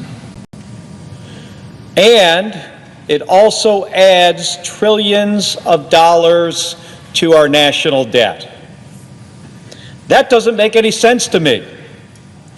And it doesn't make sense to the Arizonans that I've been hearing from in every corner of our state. If you grew up in a household like mine, where money was tight, you would know that budgets are about priorities. I can still picture my mom sitting at the kitchen table trying to figure out which bills to pay. You take the money you have and you put it where it's needed. This budget clearly tells the American people who President Trump and Republicans in Washington need help. If you're a billionaire, it says, we've got your back. But if you're a parent trying to provide for your family, a senior in a nursing home, or a child who counts on school for your only hot meal, you're on your own. This isn't about balancing the books. It's about picking winners and letting everybody else fall behind. And who loses? It's the Americans working 2 jobs, raising kids, caring for elderly parents, and just trying to stay afloat. Because if you grew up in a family like mine, you also know how hard people work to reach their American dream. The promise that if you work hard, that your kids will get a good public education, you'll be able to put food on the table, and you'll be able to go to the doctor and stay healthy, and your kids will be able to grow up and achieve their own American dream. This promise is already getting harder, and it's getting more expensive. We need to be working together across the aisle to ensure that everyone who works hard can have a brighter future. But that's not what my Republican colleagues are doing with this bill. The plan that they are jamming through right now will put the American dream out of reach for more families. And for what? To hand out more tax breaks to people with more wealth than they could spend in 10 lifetimes. Now, Mr. President, I've spent the last several months traveling across Arizona. I've been to our big cities, Phoenix and Tucson. I've been to small towns like Clarkdale and Sierra Vista, talking to Arizonans face to face, listening to their stories, hearing what it would mean to them if Medicaid, food assistance, and other essential services got cut for them and their families. And what I've heard is clear. This budget is going to make it harder for them to stay afloat, let alone get ahead. In Clarksdale, I met a guy named Christian. He's a rural hospital nephrologist. That's a kidney doctor. And he told me that his patients, many of whom rely on Medicaid for dialysis, are now considering stopping treatment altogether because they might not be able to afford it. He said, this is a quote from Christian, he said, financially, none of the patients I serve can pay out of pocket. It's a choice of either massive debt or death. That's the reality to many rural communities. Another woman told me about her friend, a survivor of 2 car accidents and a spinal injury. Her friend relies on Medicaid to help her deal with her chronic pain. Without it, meaning Medicaid, she said that her friend might end her life because the pain is unbearable. She asked me to deliver this message to my colleagues. She said, this is not a country that can't afford to care for people like her. We can afford to care for everyone if we change our priorities from giving tax cuts to billionaires to taking care of Americans who are in pain every day. Mr. President, people across Arizona are pleading with us to get our priorities right. In Sierra Vista, I hosted a Medicaid town hall, and that's where I met this woman named Tara. She told us how she was once a single mother and how programs like Medicaid and SNAP helped her raise her kid and build a stable life. Today, she works a good job. She doesn't rely on these programs anymore. But here's what she said. She said, I am deeply concerned about the proposed cuts to Medicaid, SNAP, and related programs. I know firsthand that they don't just help families, they're often the only path to stability. Just last week, I was in Tucson, where I live, where Gabby and I live, helping distribute school lunches at a local high school. It's actually the high school that my wife went to. And I wanted to see firsthand what these summer meal programs mean for Arizona families. These programs are funded through the United States Department of Agriculture, and they rely on data from SNAP and Medicaid to identify the children who need them the most. If this bill passes, a bunch of these kids that I served, I think it was last weekend, they won't be eligible for these programs anymore. It will be harder for them to access school meals, which I think we all know it compromises their academic performance. That's the real cost of this legislation. It's not numbers on a spreadsheet. It's hunger. It's illness.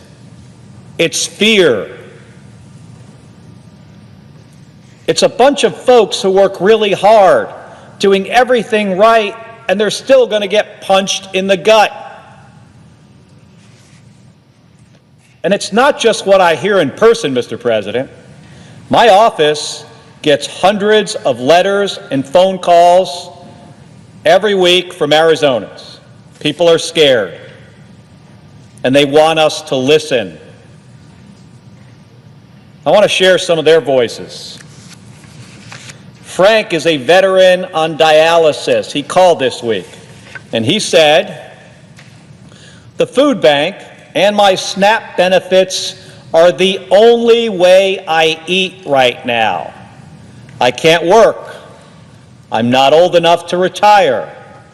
And I'm dipping into my retirement early just to keep up with my mortgage. Without this help, I don't know what I will do. Mr. President, veterans should never have to say those words in this country. One of the most sacred promises we make to the men and women who serve is that we will take care of them when they return home. That promise doesn't end when they hang up the uniform. It includes making sure that they can afford food, access health care, and live with some dignity. And yet, here's Frank, sick, struggling, and wondering how he'll survive because the programs he relies on are under threat. Cheryl from Tucson, who is a 59-year-old widow, she said, I receive disabled widows benefits, Medicaid, Medicare, and SNAP. Get this. She said, my rent and utilities eat all but about $300 of my monthly income. SNAP and my health care card used to cover most of my food costs. I used to have about $40 left over to buy some extra groceries for the unsheltered in my area. So here's a woman with $40 extra, and she's helping other people. She also says now, buying food for my household takes all of it. I'm scared. If I lose even one of these benefits, I'll lose the grip that keeps the roof over my head. Karen from Scottsdale has worked for over 25 years helping veterans and people with disabilities. She wrote, many of the people I work with rely on Medicaid because they can only work part-time or because their employers don't offer benefits. Cutting them off will just make health care more expensive for everyone. The rich do not need an extension on tax cuts at the expense of low-income and middle-class families. Mr. President, these are my constituents.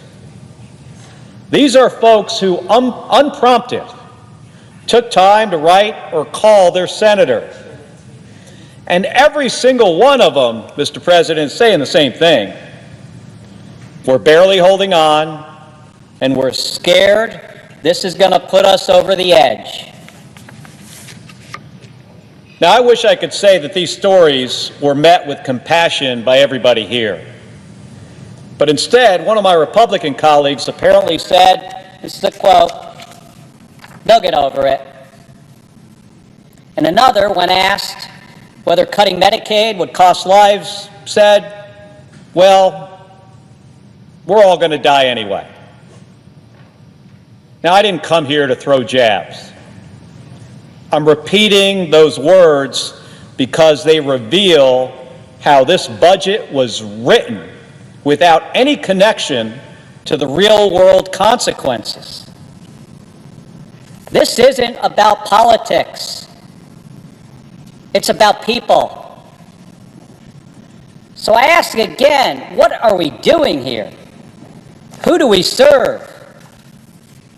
Is it people like Tara and Cheryl and Crystal and Frank who are working hard and doing everything right to just try to get by? Or is it a bunch of billionaires who've already made it and who don't need another handout?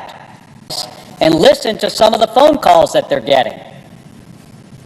Maybe hold a town hall.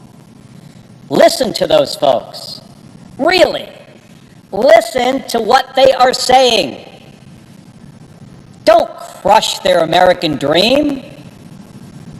Don't rig the system even more against them.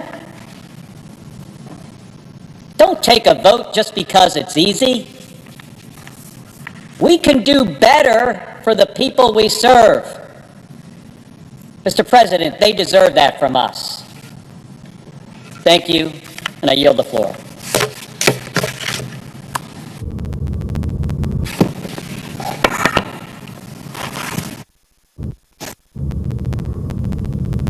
Mr. President. Chair recognizes the senator from Wisconsin. I rise today in disbelief You know, it may sound a little cheesy, but at the end of the day, I fundamentally believe in public service. I believe it can be a force for good, a force that gives people opportunity, a force that is people-powered, that can lift our neighbors up and instill hope, a force that meets the toughest challenges of our constituents, and that is why I am struck with disbelief. Disbelief because if you believe these things like I do, which I would argue most of my colleagues here do, why would you be jamming this bill through?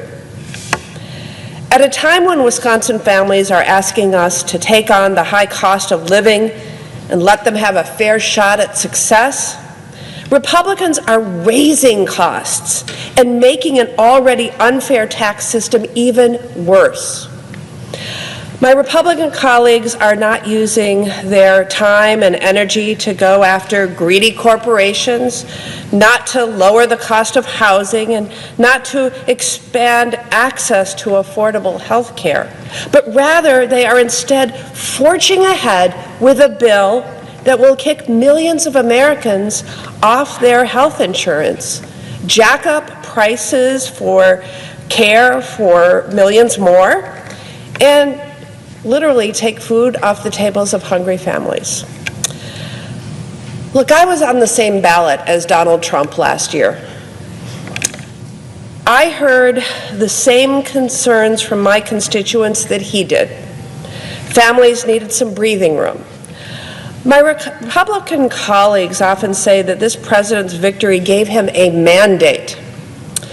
Well, then, the president and I got the same mandate: to lower costs and give people the opportunity to live a steady and comfortable life. But in response, the difference could not be more stark.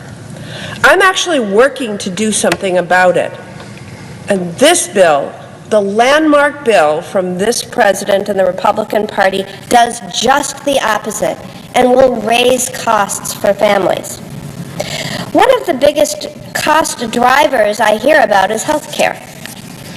And so instead of standing up to big drug companies to lower prescription drug costs, and instead of building on the Affordable Care Act to expand access to health care coverage, this bill actually terminates coverage for Americans.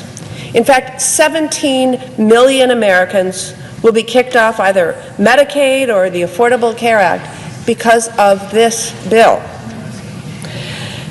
That is like stripping health care coverage from the entire populations of Wisconsin, Minnesota, and Iowa combined. And these aren't just numbers. These are people. These are people who have stories, and they matter. I should know, after battling a childhood illness, I became one of those Americans labeled as having a pre-existing health condition.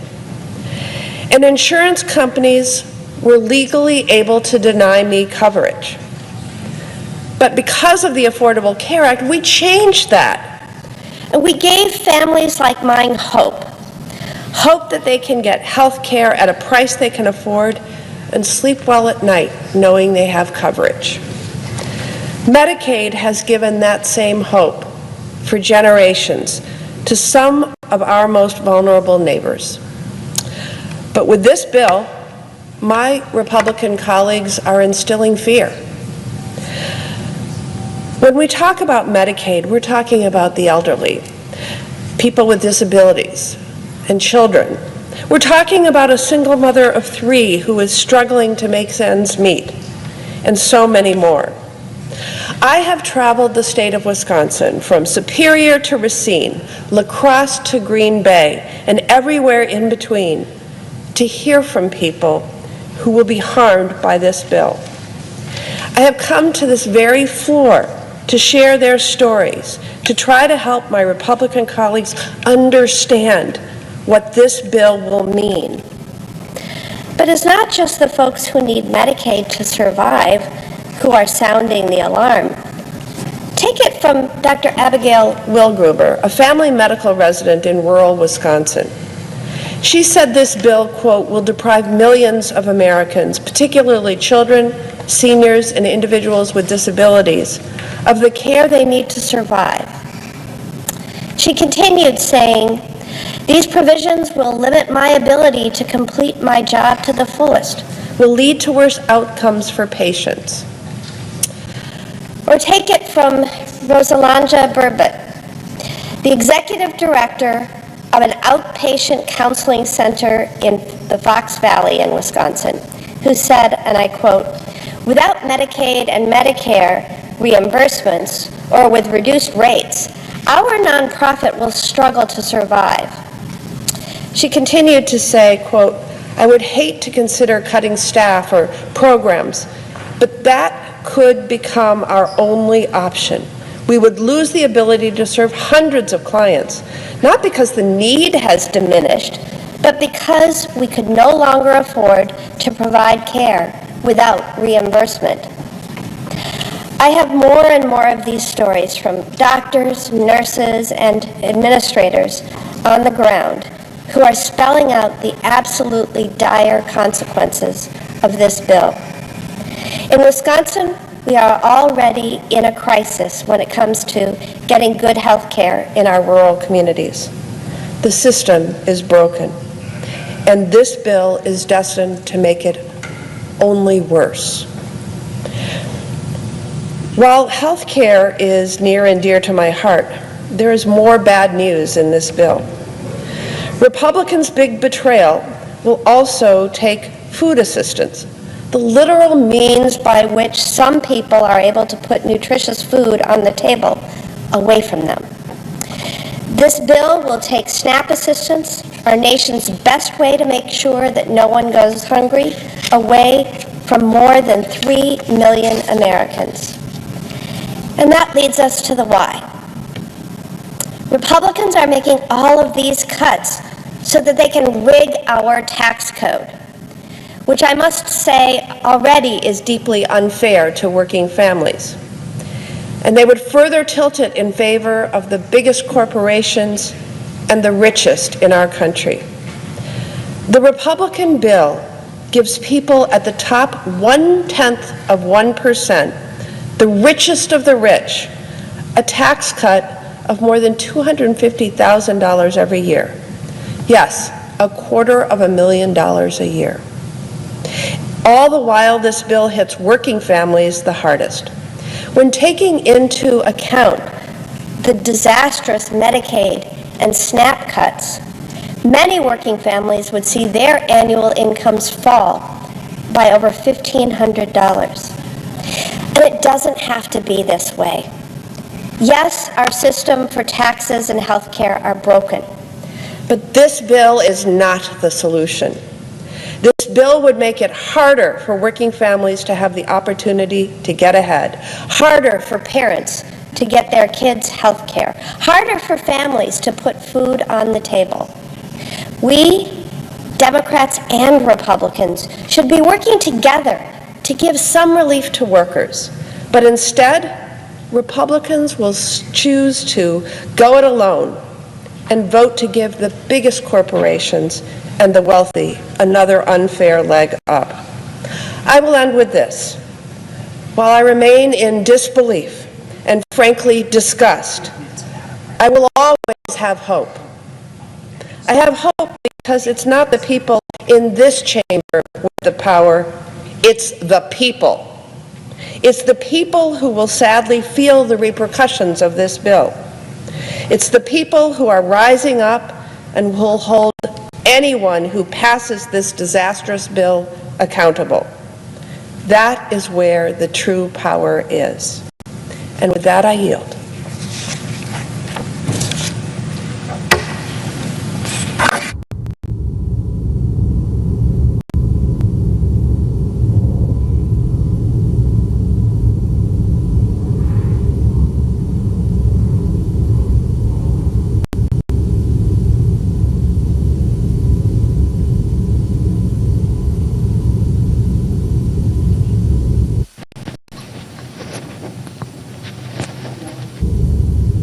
Madam President. The senator from Hawaii. Madam President, Democrats have been on the floor for hours today, pointing out what's in this 1,000-page bill that took over 16 hours to read. I call it the 1,000 pages of pain and the billionaires' gain. So it's bad enough that my colleagues have been on the floor talking about how this bill is going to hurt people on Medicaid, taking food away from our children and families through major cuts to the SNAP program, health care, food, housing, energy support, you name it. The pain is in this bill. But one of the areas that people don't know about is this bill actually has provisions that would take away support for our public schools. Okay, let that sink in. It's not enough that this bill has 1,000 pages of pain in just about every aspect of our lives that you can think of, but now they're coming after support for our public schools. So today, I am rising as an advocate for the 49 million children who are enrolled in public schools across our country. Nearly 90% of K-12 students go to public schools, including 95% of children with disabilities. Yet, we have a regime that is actively working to end federal support for public schools. We have a president who tried to totally eliminate the Department of Education, and sadly for him, he can't do it with through executive order because only Congress can do that, but they're doing a lot of other things that withhold support for public schools. So, as Republicans in Congress are trying to undermine support for public schools through the first ever national private school voucher program. Let that sink in. The first ever national private school voucher program. That is taking money away from public schools and basically turning it over to private schools through a voucher program. So let's be clear. The school voucher program, the provision, isn't about money for schools. It's about even more money for billionaires because they're the folks who are going to get the most out of this voucher for public schools program. Under this program, wealthy donors would receive large handouts for supporting school vouchers. So this is why Washington.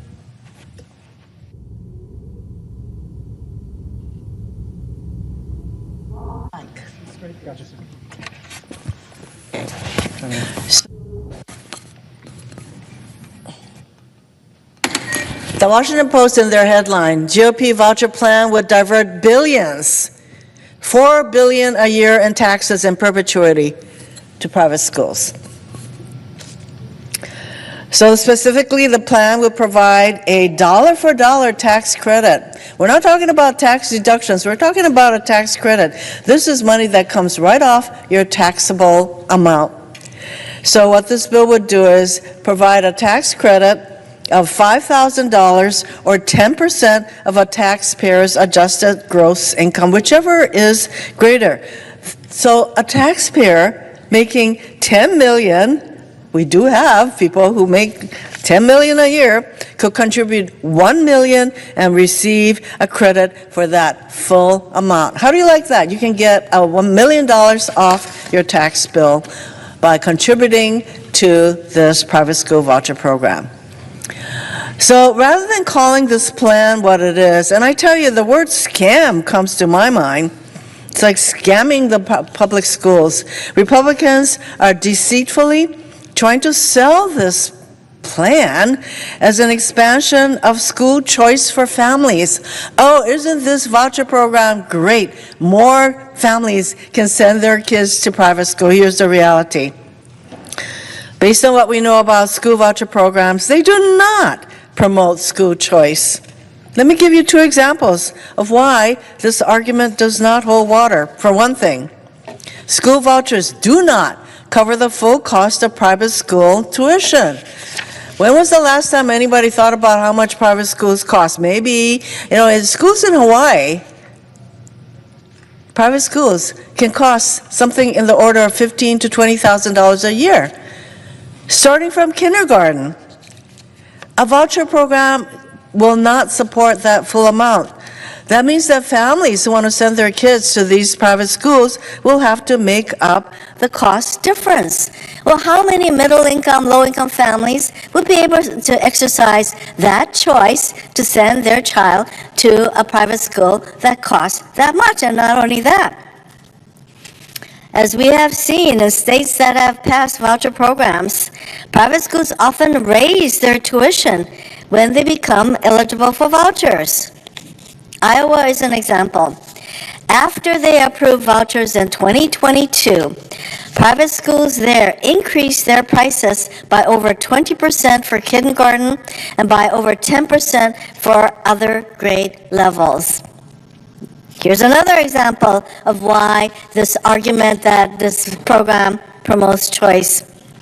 There are fewer private schools in rural communities, so many families do not have access to private schools if they live in rural communities. How does this expand choice for these families? The reality is the majority of vouchers have gone to wealthy families and to subsidizing school tuition for students who already attend private schools.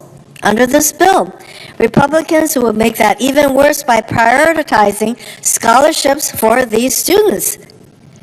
I'm going to repeat that because not only is it bad enough that we're going to divert all of this money basically to private schools, but this bill actually has a provision that says the people who will get these scholarships are students who already go to private schools. In Louisiana, for example, the 99% of voucher tax credits there went to families with annual incomes above $200,000. In Virginia, the number was 87% of vouchers in that state going to wealthy families. In Arizona, it was 60%. Americans have consistently rejected school voucher programs and initiatives. Nebraska, Kentucky, and Colorado have all voted against voucher programs within the last year. In Nebraska, school vouchers were put on the ballot last November, and they were soundly defeated for the fourth time. This is not a Democratic or Republican issue. Nebraska is not a red state. They voted for a Republican president by a 20-point margin, and yet they rejected school vouchers with 57% of the vote. The bottom line is, vouchers take money away from public schools, and Americans of all political stripes understand that. According to All for Ed, over 2/3 of voters would rather increase funding for public schools than increase funding for voucher programs. That is not a new sentiment. In all 17 state referendums on school vouchers since 1967, voters have rejected these programs. While the Republicans in this chamber may not give a rip about public schools, the vast majority of Americans get it. Democrats, Republicans, independents alike support strengthening our public schools, not taking money away from our public schools, because they know that strong public education is fundamental to a strong country. Well, undeterred by public sentiment, Republicans are trying to create, as I mentioned, a nationwide school voucher program. It's not enough that some states have voucher programs, but now the Republicans, through this misguided almost 1,000 pages of pain bill, they want to provide $4 billion per year for a private school voucher program with no accountability. Remember early on I said that a huge percentage of children with disabilities go to public schools? Well, private schools do not have any responsibility to make sure that they are providing education for children with disabilities. So no accountability. Let's just provide $4 billion per year, perpetuity, tax credit for private school programs that have no accountability along these lines. We all know that this kind of funding could be used for rural and low-income schools, for students with disabilities, for other programs that actually support and strengthen public schools. Instead, under the Republicans' plan, that funding will go to wealthy, $4 billion a year for supporting school vouchers. Again, this plan will enable a taxpayer making $10 million a year to contribute $1 million and receive a dollar-for-dollar credit for that full amount. And even worse, the taxpayer could contribute appreciated stock and avoid capital gains on the appreciation. And there's all kinds of data on who owns stocks in this country, and generally it's the people with a lot of wealth. So this bill had a provision that enabled people to donate appreciated stock so that they could escape capital gains taxes on that stock contribution totally. So this Republican voucher proposal, outlandish as it is, was briefly delayed after it was deemed non-compliant with budget rules earlier this week. Republicans remain undeterred, and they have decided to plow forward with a nearly identical plan. What it comes down to is this plan does not help students, it does not promote choice, it does not support public schools where the majority of our kids go. We should be supporting our public schools, not taking resources away from them. So my Democratic colleagues and I will continue to fight to fund quality public schools to improve public education in this country. Foundational. This voucher plan is yet another wrong-headed proposal that should be called out for what it is. A handout for the wealthy at the expense of hardworking American families. I urge my colleagues to reject this idea, and I yield back.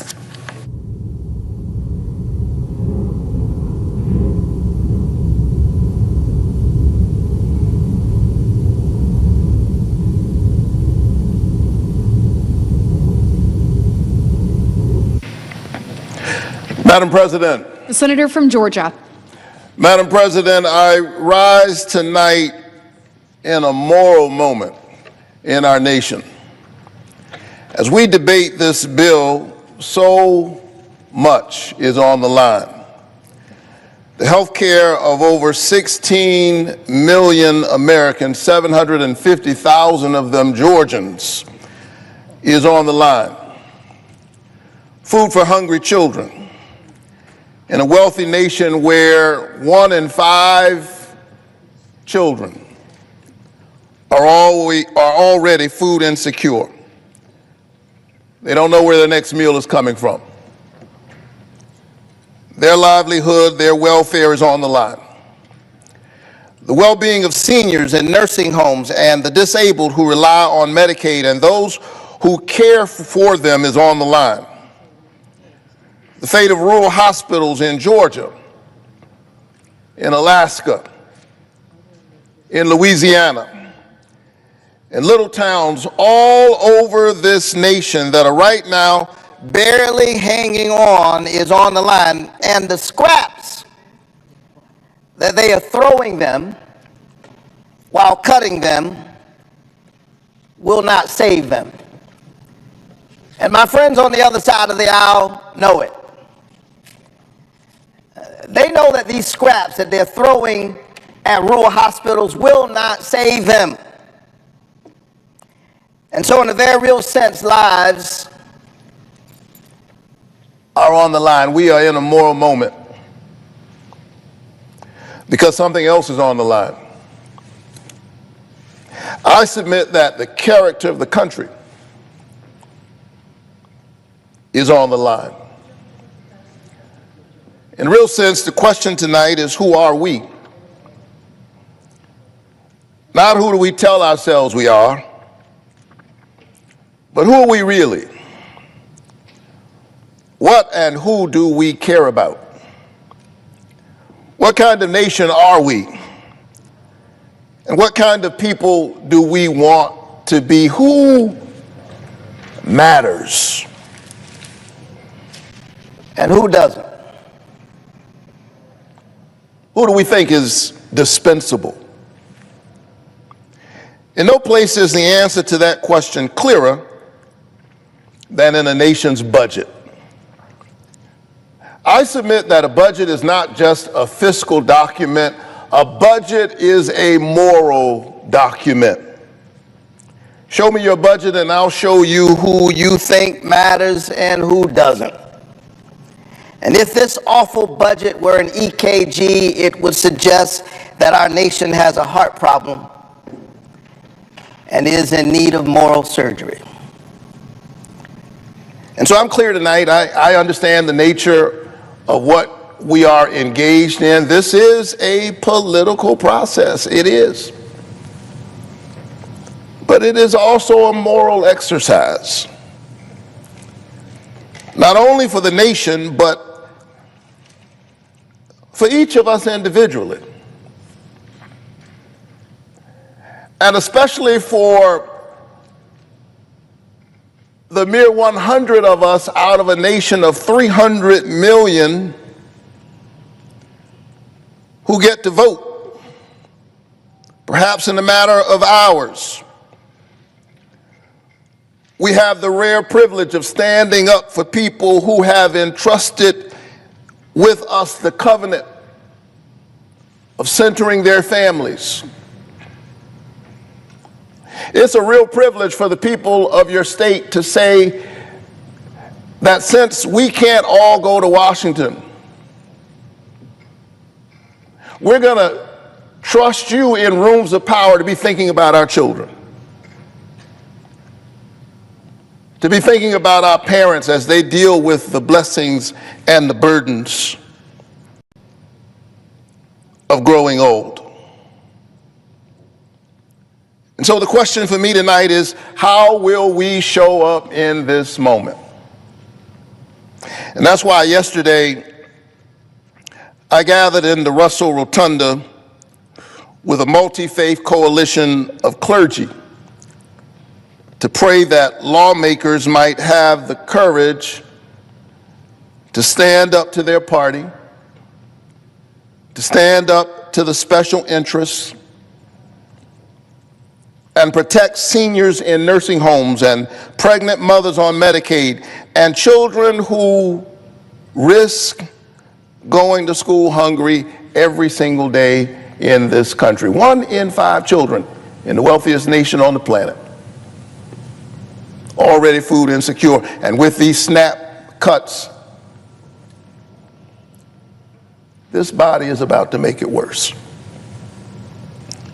And so, surrounded by a clergy of many faith traditions, yesterday I prayed that we would have the courage. I prayed that we would have the grace to stand as voices for the voiceless. And as I stood there, I could not help but feel a sense of deja vu. This is not the first time I've been in our nation's capital speaking out against these policies that betray hardworking families. It was 8 years ago, almost to the day in 2017, when Washington Republicans were trying to pass a tax bill that favored wealthy Americans over working families, that I came to this building not as a senator, but as a pastor. I had no idea that 8 years later I would be serving in this body. I had no notion that I would even run for the Senate. I came as a citizen. And standing with a multi-faith coalition, we were praying for our nation's leaders. We were gathered in the rotunda of the Russell Building, and as we were singing and praying, the Capitol Police said, I'm sorry, pastors, you can't sing and pray in the rotunda. If you do not disperse, we will have to arrest you. And let me say that the Capitol Police did not mishandle us that day. They were first-rate professionals. But they said that if you don't disperse, we will have to arrest you. What they didn't understand is that I had already been arrested. My conscience had been arrested. My heart and my imagination, my moral imagination had been arrested by this idea that we as a country are better than this. I come from a tradition where you don't just pray with your lips, you pray with your legs.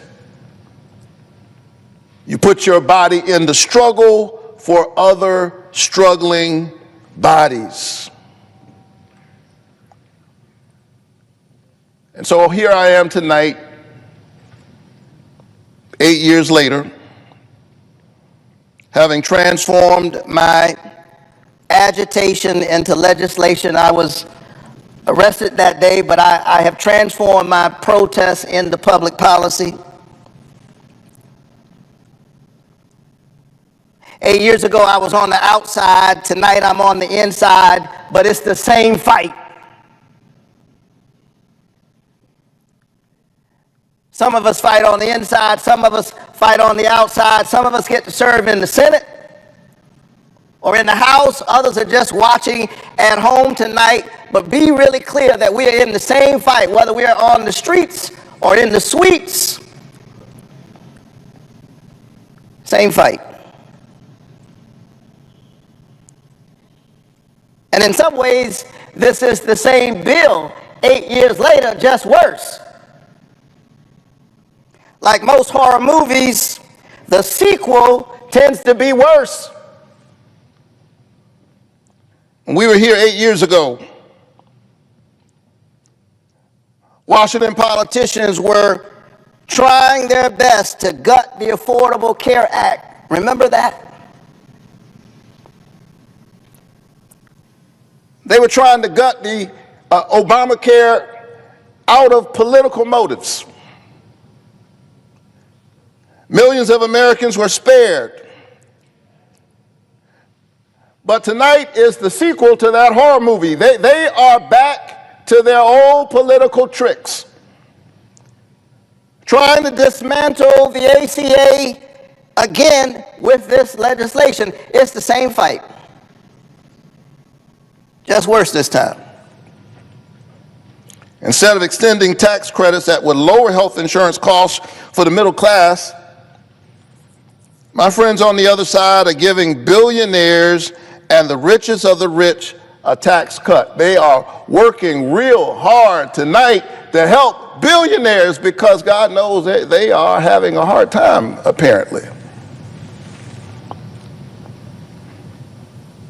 And what that means is that 1.2 million Georgians and nearly 20 million Americans are going to see their health care premiums rise. That's what's at stake tonight.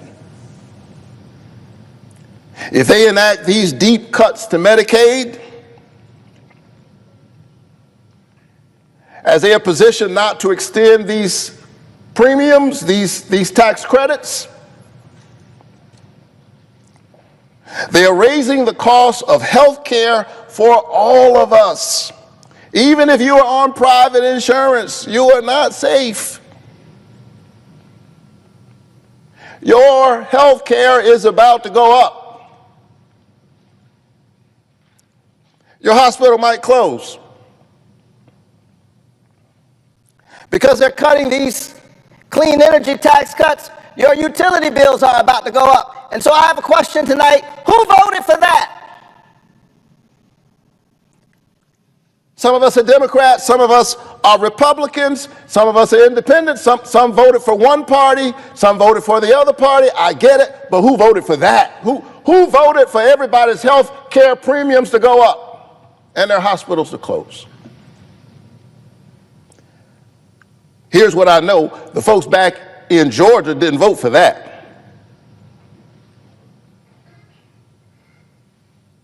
They voted for me and they voted for Donald Trump, but they didn't vote for that.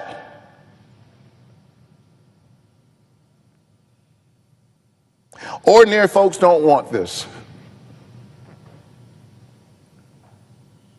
Just ordinary, everyday people who barely pay attention to politics, they don't want this.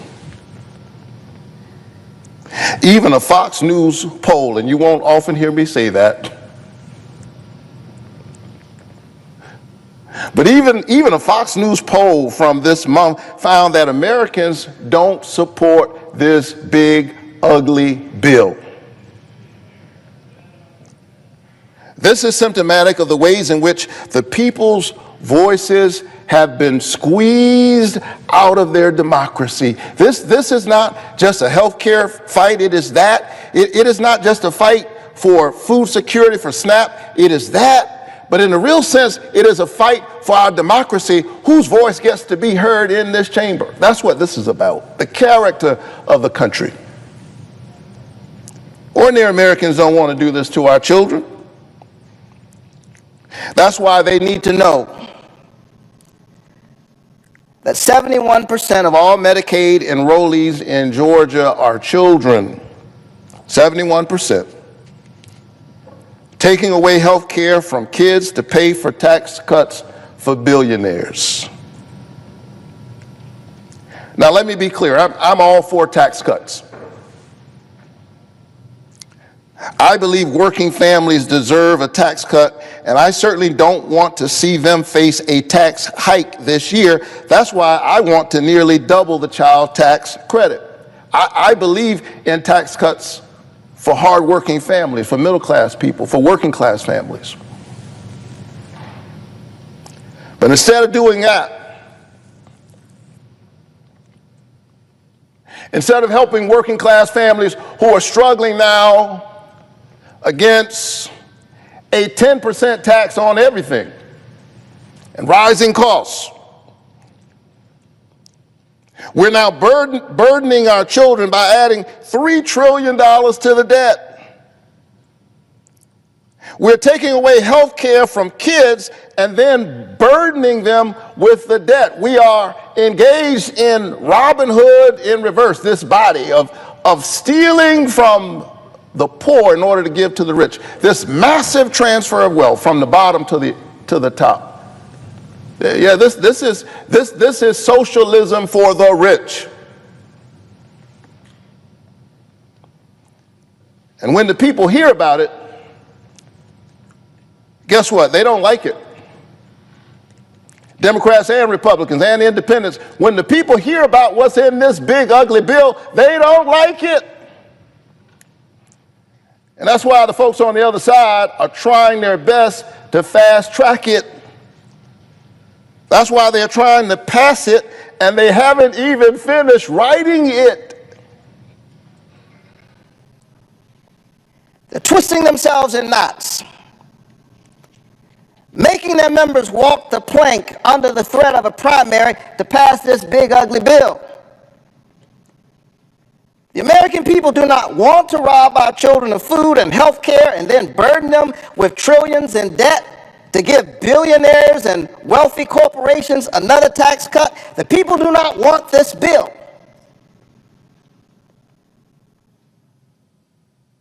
And so if the people do not want this bill, but they are trying to pass it, here's the question you got to ask yourselves at home. You have to ask yourselves, well, who are they working for? Who are they fighting for? Who do they think matters? Do you think they are working for you?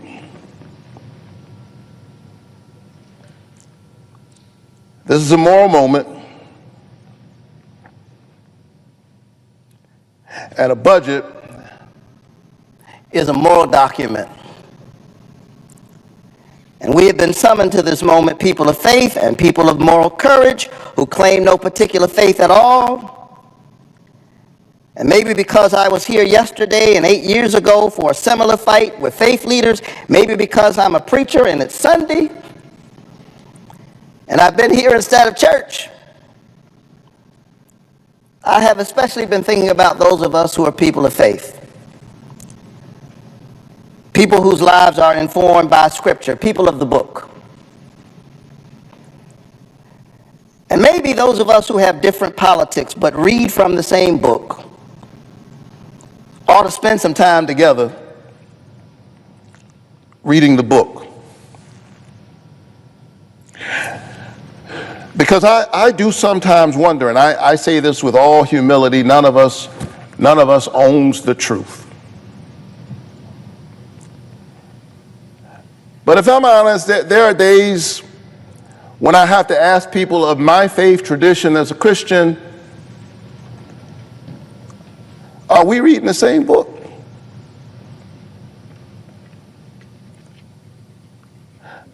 The book I know says, I was hungry and you fed me. I was sick, I was in prison and you visited me. I was a stranger and you welcomed me.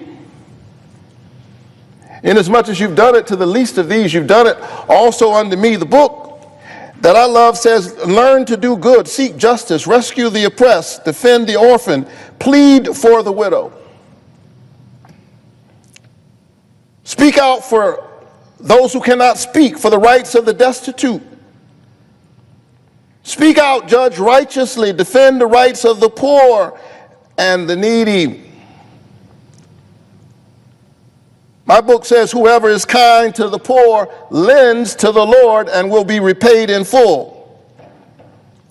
The prophet Amos condemns those who buy the poor for silver and the needy for a pair of sandals. They sell the poor out and working class people for cheap. And for those of us who have a vote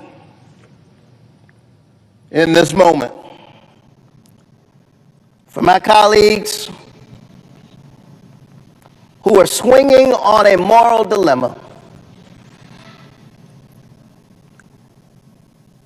I hear the prophet Micah say, he has already told you what is good. And what does the Lord require? But that you do justice, love kindness, and walk humbly with your God. May God be with our nation and grant us grace, wisdom, and courage for this moment. Madam President, I yield the floor. Madam President. The senator from New Hampshire. Madam President, first I want to thank my colleagues, and especially just now my colleague from Georgia, for their work tonight, for their expression of what's at stake in this moment. And to Senator Warnock, I say thank you and amen. I'm here today because I'm joining the majority of Americans who are deeply alarmed by this plan from the President and his congressional allies, a plan that will make life less affordable for more Americans. When we return home for this 4th of July, it'd be nice to be able to tell our constituents that we came together and passed bipartisan legislation to help bring down costs for families. Instead, my colleagues who vote for this legislation will have to explain why, at a time when families' pocketbooks are strained, they chose to support a partisan bill to make American life even less affordable. What will America look like once this bill takes effect? Millions of people will have lost their health coverage thanks to the largest cut to Medicaid in American history. More people won't be able to afford preventive care and cancer screenings, and more people will get sick. Healthcare premiums will surge for everyone because fewer people will have care and the number of uninsured Americans will increase. Rural hospitals will close their doors because they lost Medicaid reimbursements that help keep them afloat. More people, especially in states like mine, will have to make long car rides just to get to a hospital 50 miles away in those desperate moments when minutes feel like hours and hours like eternities. Seniors will be thrown into grave peril because this bill threatens hundreds of billions in Medicare cuts. And once this plan eviscerates food assistance programs, it will be much harder for families to afford to put food on the table at a time when groceries are already far too expensive. Let there be no mistake, more families and children who today are being fed will go hungry. And all the while, our children will be burdened with trillions more in debt. In the name of what cause is all this done? Well, it's all to pay for tax breaks for billionaires. This bill will also make us an America where our people are less free. In New Hampshire, during my time as governor, we adopted Medicaid expansion with support from both political parties, and we balanced the budget at the same time. We understood that with health comes freedom, the freedom to work and provide for one's family, the freedom from disease and despair, the freedom that comes from, why do I even have to say this, being alive. Granite Staters also understood that a great country like ours treats its people with great dignity. In America, we don't sacrifice the health of our neighbors, we don't let families fall sick, and we do not imperil our economy, our debt, and our workforce just to pay for a tax giveaway for a billionaire. So what kind of country will we be with this bill? We will not only be less healthy, but we will be less prosperous and less free. In short, this bill is at odds with what we aspire to be as Americans. It's also worth noting how remarkably out of step this bill is with the American people's plea to bring down costs. In a democracy like ours, theoretically, the people's representatives pass legislation that reflects the aspirations of the majority. I say theoretically because clearly that is not what is happening today. Indeed, according to the data from the Joint Economic Committee minority, if one combines this bill with the president's tariffs, firefighters, truck drivers, and teachers, for instance, will lose $470 or more next year, while the top 0.1%, that's people who earn about $4 million or more, will be $348,000 richer. This bill would take away health care from tens of thousands of Granite Staters and would take a similar toll across the country. Indeed, in both Florida and Texas, the number of people who will lose their health insurance is greater than the entire population of New Hampshire. Millions of people losing care with a stroke of a pen. What have these people done to deserve that? All the American people are asking for is for us to help bring down costs. So the president and the Republicans in Congress take away their health care? Sometimes in Washington, we're faced with bills that fail to fully meet the moment, to be sure. But it is rare to find legislation like this, a bill that makes life less affordable during a time when Americans of every political stripe are crying out for lower costs. A bill that seems as if it was drafted just to make a mockery of the wills and wishes of the majority of people in this country. Lately, many of my colleagues and some political pundits have been talking about this bill as if it were inevitable. A runaway freight train so vast that it cannot be stopped.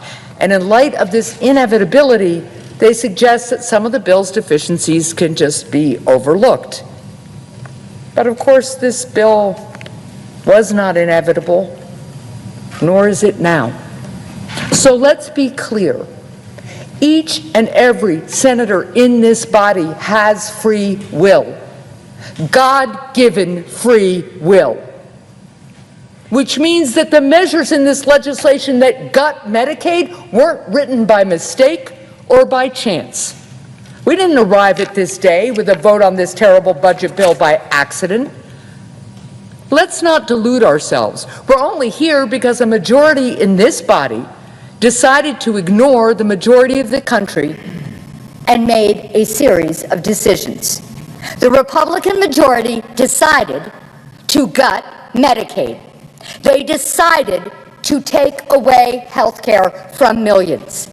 They decided to raise insurance premiums for the rest of us. They decided that closed hospitals were a risk worth taking. They decided that taking food away from hungry kids was acceptable. They decided that trillions more in debt was not a problem. The Republican majority decided that depriving the American people of all these things and raising their costs were worth it, just as long as they paid for another tax break for billionaires. Because that's the bargain that this administration, along with my Republican colleagues, is forcing the American people to accept. Our people will be less healthy, our kids will have more debt, but the president and billionaires like him will get a tax break. Of course, part of what makes this bill so frustrating is that it includes some individual provisions that I've spent years trying to pass into law. This bill includes provisions I support, some even that I authored, like strengthening the R&D tax deduction to support our entrepreneurs and a tax cut for families to make child care more affordable. I also support this bill's provisions which would tackle our housing crisis by expanding the low-income housing tax credit to bring down the cost of housing, as well as a provision making mortgage insurance tax deductible so that it's easier to buy a home. And I'd support a bill with real tax cuts for the middle class and small businesses, unlike the token measures included in this bill. If my Republican colleagues worked across the aisle to draft a bill that brought this bipartisan approach to other critical areas, like health care and food assistance, I'd vote for it. Instead, my colleagues chose to take these common sense solutions hostage by linking every good idea to 3 bad ones, turning this into a purely partisan endeavor. So yes, I'm glad that some of these bipartisan provisions will be signed into law, but I regret that they aren't a part of a truly bipartisan effort because of the politics of division and destruction that President Trump brings to Washington. Now, I know that there are many areas of common ground with my Republican colleagues in this body, but it has become far too difficult to move forward on finding solutions when at every turn the president seems far more interested in demonizing and dividing rather than bringing people together, turning areas of agreement into weapons to force disagreement. Now, that's exactly the kind of cynical politics of division that does lasting damage to our families, our economy, and our democracy. Now, President Trump likely will get this bill passed. He may get enough of the Republican caucus to stand in line once again to pass it, even though my Republican colleagues know that budget analysts have added up the financial cost of this bill and have told them that it adds trillions upon trillions to our national debt, burdening our children's future. But you know, as important as the debt is, it's not the only cost of passing this awful bill. There's another kind of cost, a cost not simply of dollars and cents. I shouldn't have to remind this administration and my colleagues on the other side of the aisle about the nature of this cost. They know it. But just to be clear, this tax break for corporate special interests and billionaires has a price that can't be summed up in a budget line or written off during tax season. Because when we debate health care in America, some dress up these discussions with words like reconciliation and program and discretionary spending. But what they're talking about is being sick and being healthy. What they're talking about, whether they want to admit it or not, is living and dying. So how much does this bill cost? The cost is millions of Americans losing their health care. The cost is countless families feeling the pain of higher insurance premiums. The cost is a mother being forced to choose between paying out of pocket for her own care or paying for groceries for her kids. It's a price that's exacted in cancers that go undetected. It's exacted in chronic illnesses that go untreated. It's exacted in the healthcare challenges in our country that continue to go unaddressed because we spend all our energies simply trying to keep our heads above water in floods of the president's own making. The price tag is more than dollars and cents. It includes the cost of losing more people from our workforce because they're too ill to work. It includes the gnawing pains of hunger and the slow toll of malnutrition that will come as food assistance programs are robbed. It includes the anguish of young parents no longer knowing how they will make ends meet. It includes the lost hopes and deferred dreams of people held back by illness. It includes the cost of having to say more early goodbyes. What is the price tag of this bill? The price, in the end, is the health and freedom of millions of Americans. A price that will be paid because somewhere on the road that brought us here in President Trump's Washington, some people decided that the health of some child or her mother may be dear, but it doesn't carry the same weight as a bigger tax return for a billionaire does. Thank you, Madam President. I yield the floor.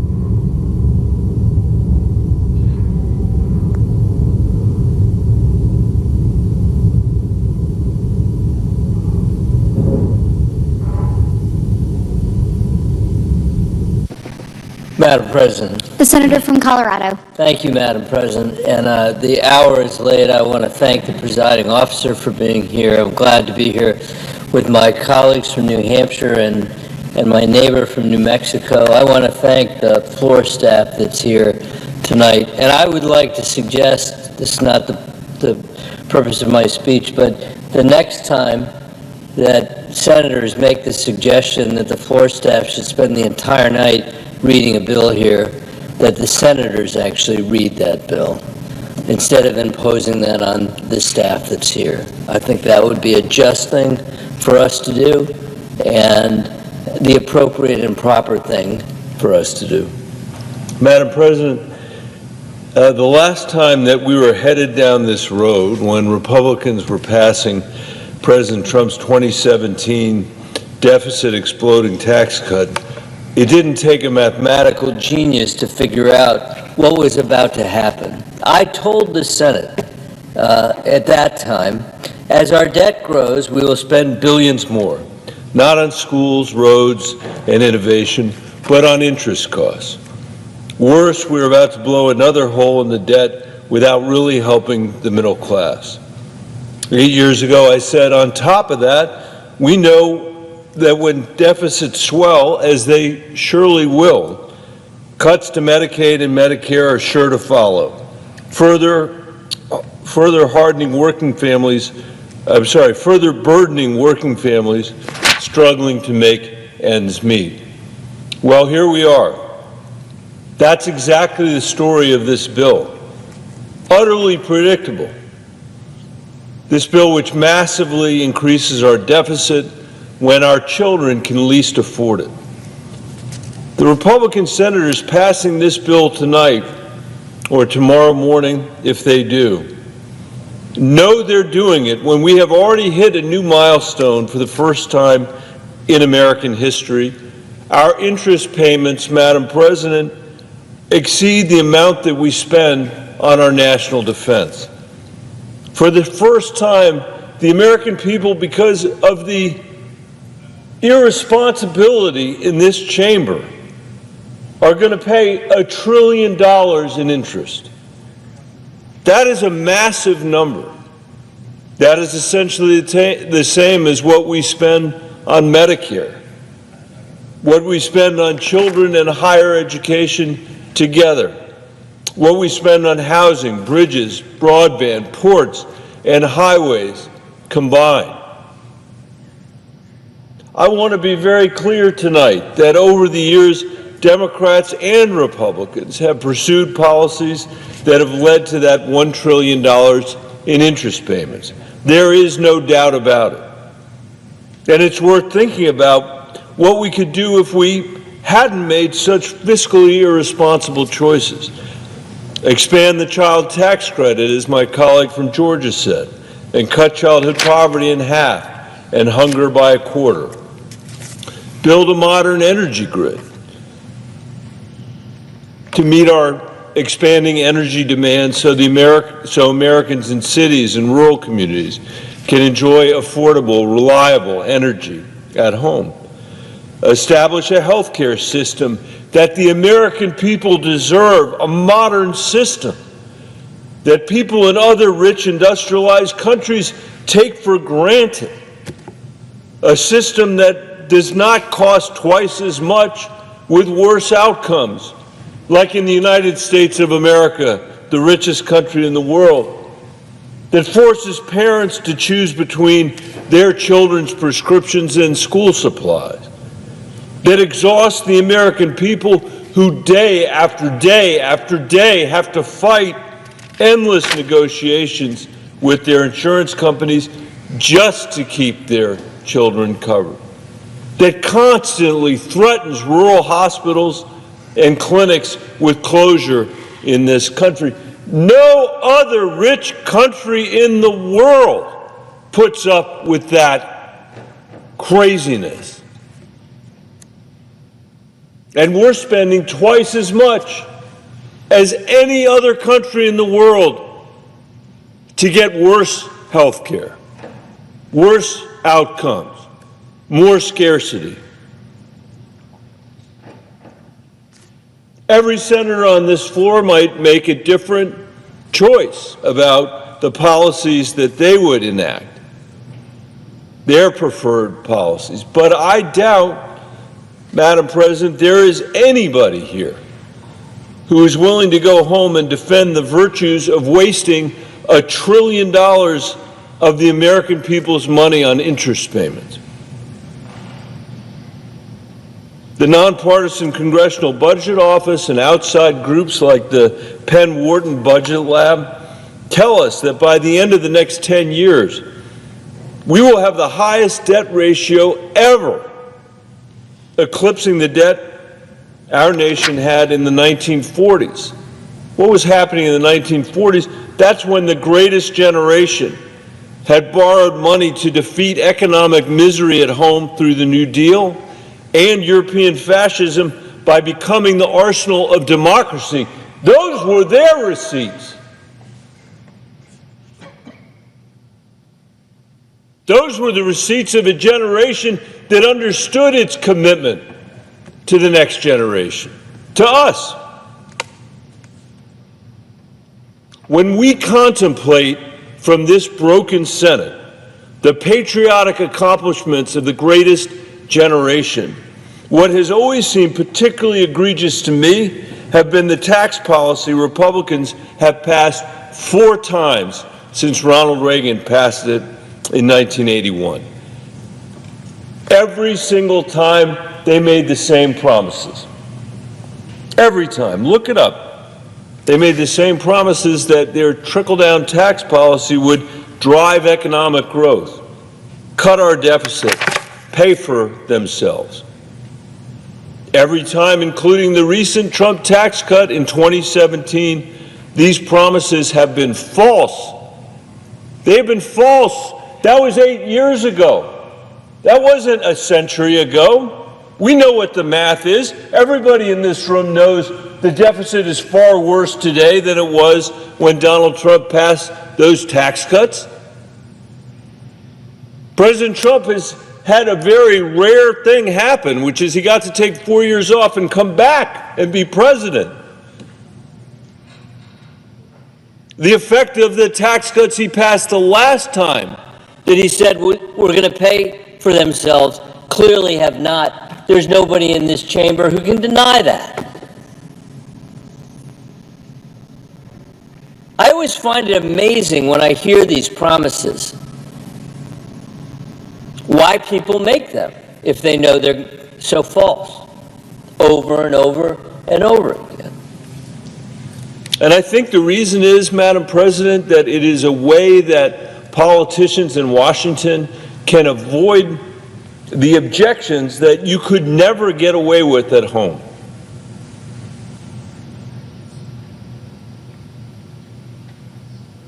Imagine for a minute if there were a mayor in America, any mayor, in any town, in Santa Fe, New Mexico, or in Lyman, Colorado, or in Los Angeles, California. It doesn't matter, Republican town or a Democratic town. Imagine if a mayor came to you, Madam President, and said, this town is going to borrow more money than we have ever borrowed before. That would worry you, that would worry me. And I think our first question would be to that mayor, okay, that worries me. What are you going to spend the money on that you're borrowing?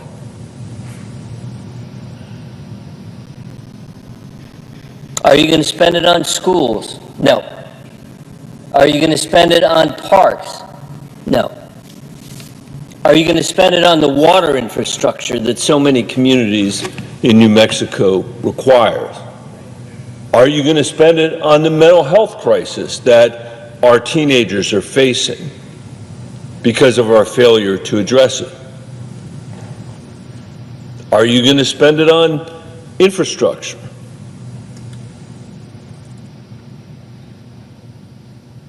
And the answer to all those questions would be no. What are you going to spend the money on, Mr. Mayor? Well, the answer is I am going to give tax cuts to the 2 richest neighborhoods in town and hope that those trickle down to everybody else. That is the Republican tax policy. There's a reason why no mayor in America has ever done that. There is no mayor in America who has ever pursued trickle-down economics, because you would get run out on a rail. You would get run out on a rail if you went and said, we are going to borrow the most money that has ever been borrowed from our children to finance tax cuts for the richest neighborhoods in town. It makes no sense. It is preposterous.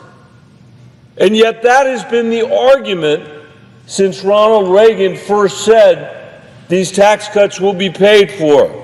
The economy will grow. There won't be a deficit.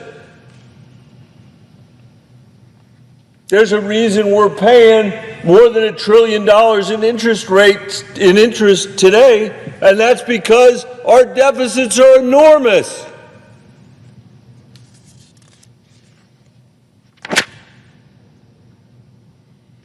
Fortunately, and this is really important for the American people to understand, we still live in the strongest country in the world. We are in the world's richest economy. We have the most lethal military. Apart from our president, we have a national commitment to an independent judiciary, the rule of law, and low levels of corruption in our economy and in our society. We have unparalleled capital markets, cutting-edge innovation, and world-leading universities. We have all those things going for us, partly because the folks that came before us invested in those things and built those things and tended those things. But what we struggle with in our time is a sense among most Americans that they can't get ahead, that the American dream is farther and farther out of reach for themselves and for their family. And in my view, that is the biggest challenge our country faces.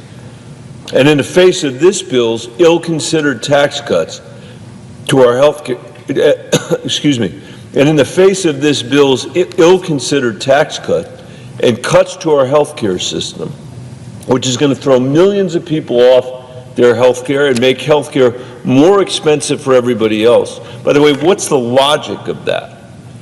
The logic of that is that when you throw people off their health care, they end up going to the emergency room to take care of themselves and take care of their families, just as anybody would.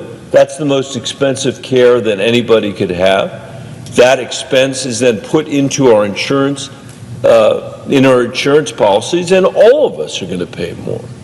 You can't wish away people just because you throw them off health insurance. When other countries in the world, other wealthy, rich countries in the world have a system of insurance that basically guarantees health care and mental health care to their citizens, it's worth asking why we would throw our people off The not so great health insurance that they have. That's a good question. But it's particularly crazy when it just drives up the cost for everybody else.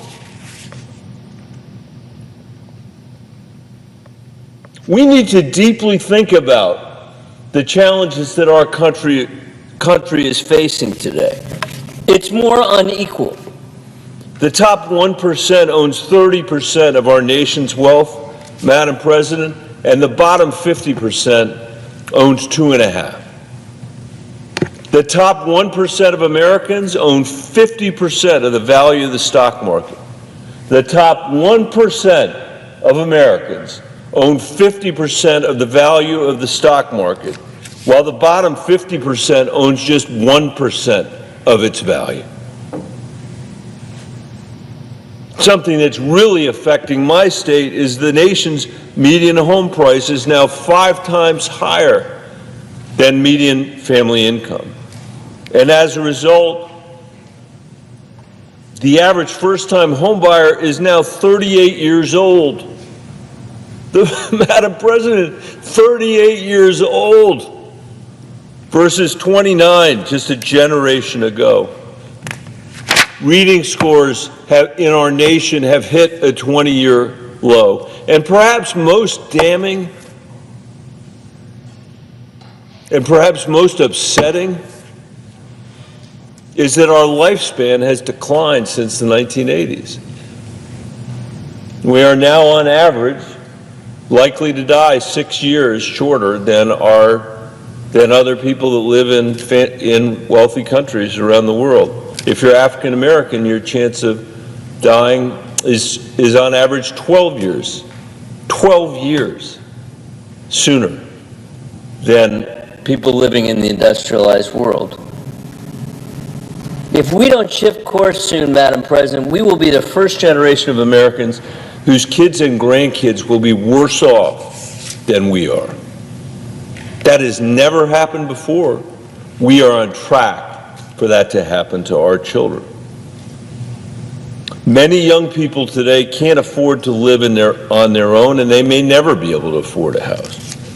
They can't afford health care or child care. They can't count on a quality education for their children in too many parts of America. Some are really worried about whether they're going to be able to afford a child at all. If you haven't heard a family say that to you in your town halls or in your meetings, you haven't been paying attention. But instead of addressing any of these challenges, we are debating a bill tonight that will make the wealthiest Americans even wealthier and the poorest Americans even poorer, 500,000 of whom live in Colorado, while adding millions more to the debt which working Americans are going to have to pay back. That's what this Republican trickle-down economics comes down to. No matter how you dress it up, that's what it comes down to. Our generation has made some very bad choices when it comes to our children's future. This bill only makes matters worse for them. And all this debt will constrain the choices that they are going to be able to make for themselves. And that's a shame, Madam President. Because unlike us, perhaps they will aspire to following in the footsteps of the greatest generation to build a country where lifespans are growing, not falling, where economic mobility is rising, where poverty and economic anxiety are falling, where energy exports are increasing and emissions are decreasing, where quality health care and child care, education, and affordable housing are abundant, not scarce. It seems obvious to me, Madam President, that our child's ambition should be ours as well. Unfortunately, tomorrow, the Republican majority may pass a bill that takes us further in the wrong direction. In its wake and in its wreckage, Americans who do feel an obligation to the next generation are going to have to fight even harder to fulfill our duty. Madam President, I yield the floor.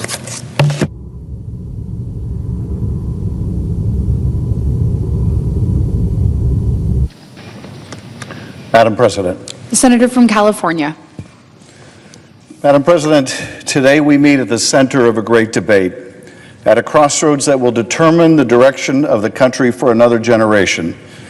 And this debate, this choice, goes to the heart of a central question that has been plaguing families in America over the last 3 decades, but that is now just coming to the forefront. And that question is this: if you are working hard in America, can you still earn a good living for yourself and your family? If you are working hard in America, can you still buy a home or pay your rent, buy your food and medicine, get the health care you need, afford fuel for your car, get a decent education, or go on a family vacation? And if the answer is no, and for all too many millions of people the answer is no, what do we do about it? When I was a kid, my father was in the clothing business. He was a traveling salesman and he made $18,000 a year. On the strength of that single income, my parents bought our first home for $18,000. He made $18,000 a year and he bought a home. My parents bought a home for $18,000. It was the American dream and it came true for our family. Today I'm a U.S. Senator. That too is part of the American dream, that anything is possible in this country. But could anyone buy a home for the cost of the annual income even of a U.S. Senator? Not a chance in the world. An average home in California costs 3 or 4 times that much. My kids are paying thousands and thousands of dollars a month in rent. Could they find a home for the cost of their annual income? There is even less of a chance of that. And what about your grandkids? At the rate we are going, at the rate housing prices are rising, what chance will they have to afford a home at any income? And of course, it's not just a home. Healthcare costs are rising even faster. Millions of families are only one healthcare crisis away from failing. And it's not their fault. It's not their fault. They are working hard, harder than ever, and they can't keep pace with rising premiums, out-of-pocket costs, hospital stays, drug costs, and charges at the emergency room. Energy prices are going up. It costs more to heat your home in the winter and a lot more to cool your home in the summer. Utility bills have been rising by double digits, while incomes have remained comparatively flat. It's too much. It's too much.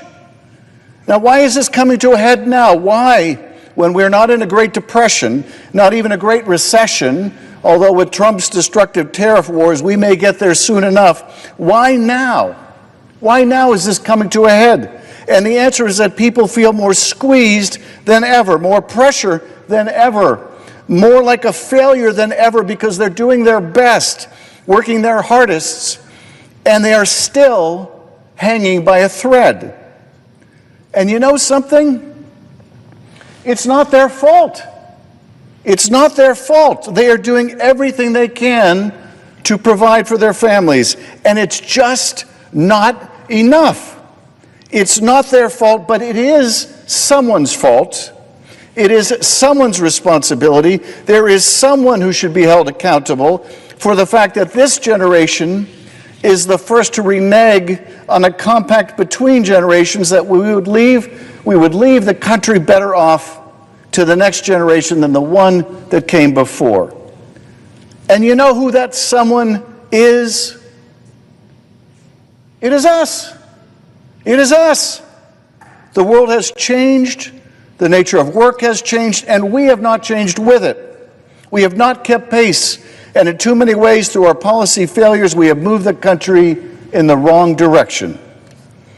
And the question before us today is whether we continue to barrel down that track towards higher home prices, bigger health care costs, more hunger and greater hardship, or whether we change direction. Much too late, yes, requiring an even more profound course correction, certainly, but finally steer this country to a better quality of life for all of our citizens. Is this bill that change in direction?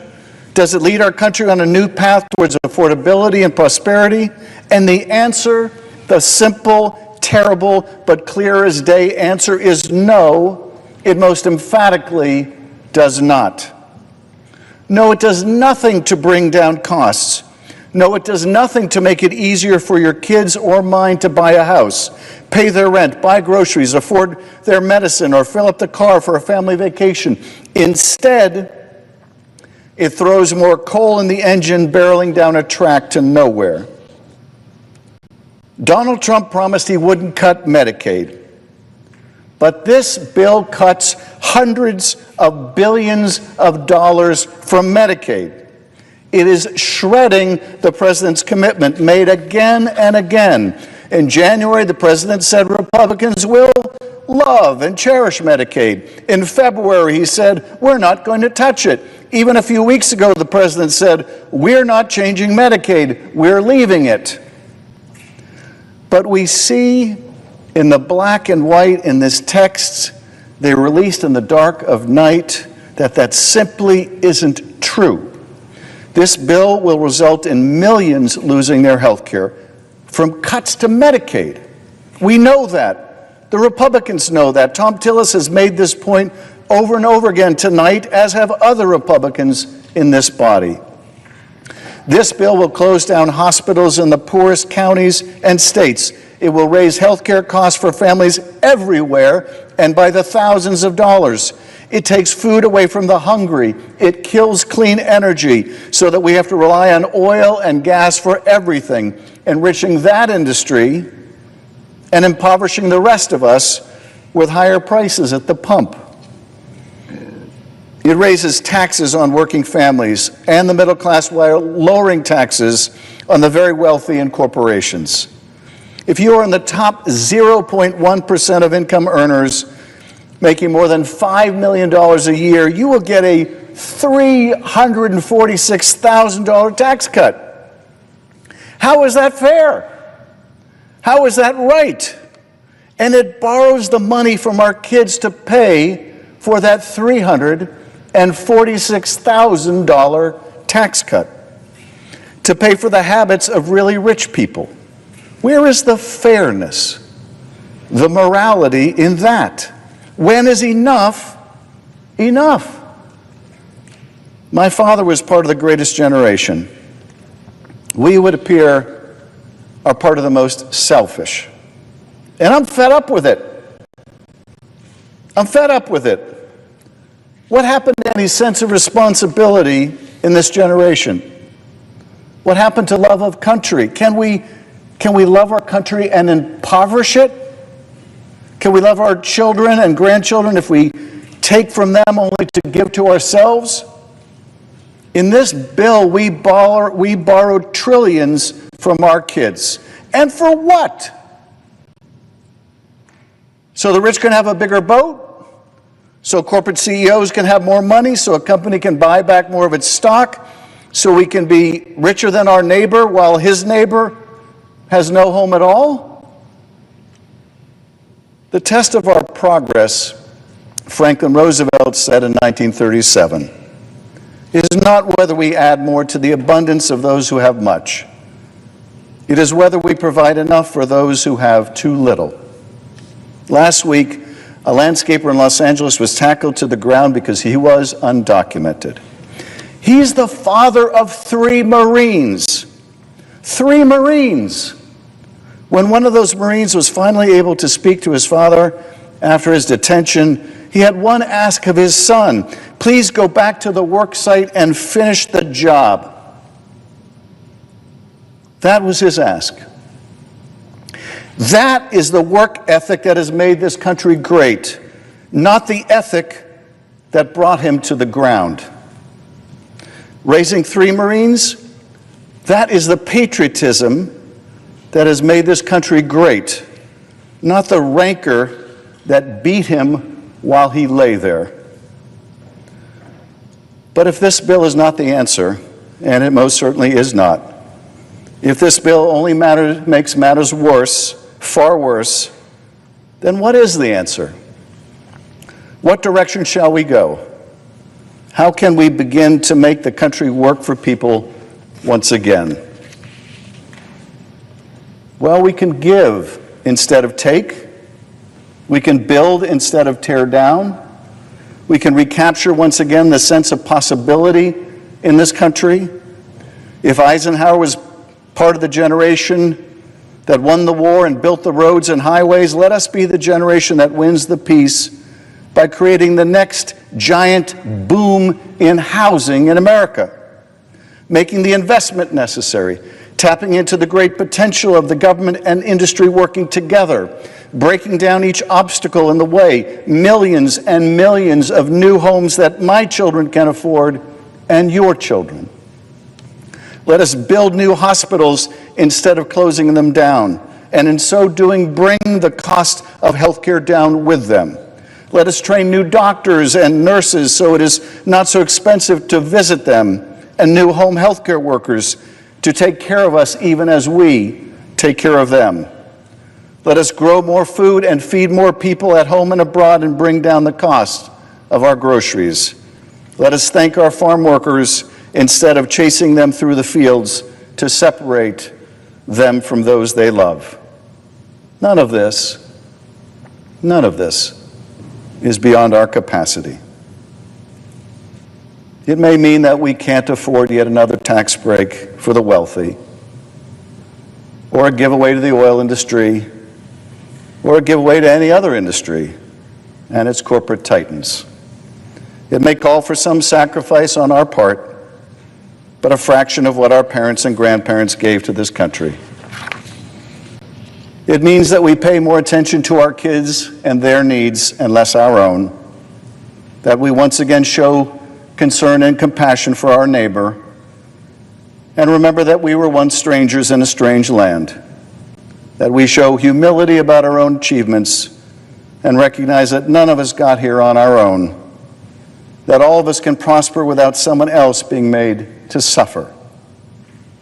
You know, the way it used to be, the way it could be once again. Madam President, I yield back.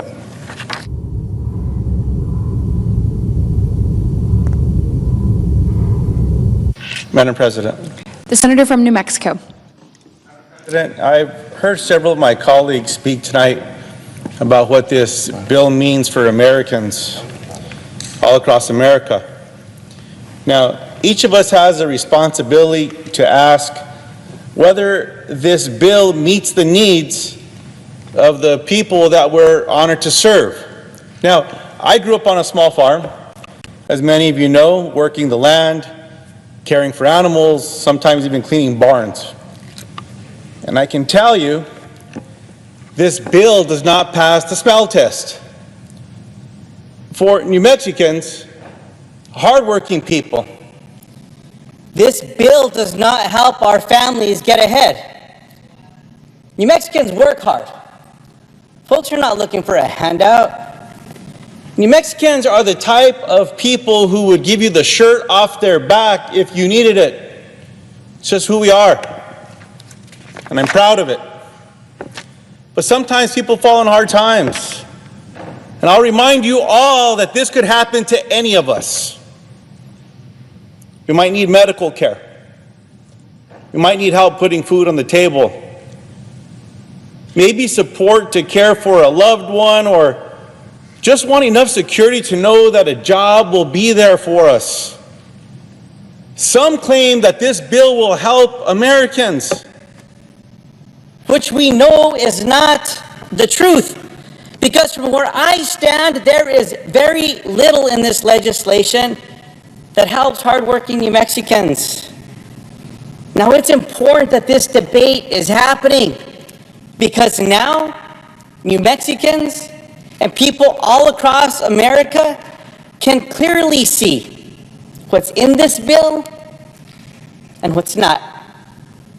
As has been said time and time again this evening, the vast majority of this legislation benefits the ultra wealthy, the wealthiest 0.1%, getting over 250 grand back in their pocket. Can you believe this? How many people might not make that in a lifetime? An extra $250,000 in their pockets. That's what this bill's about. Now, meanwhile, it does not help farmers. It does not support teachers or children.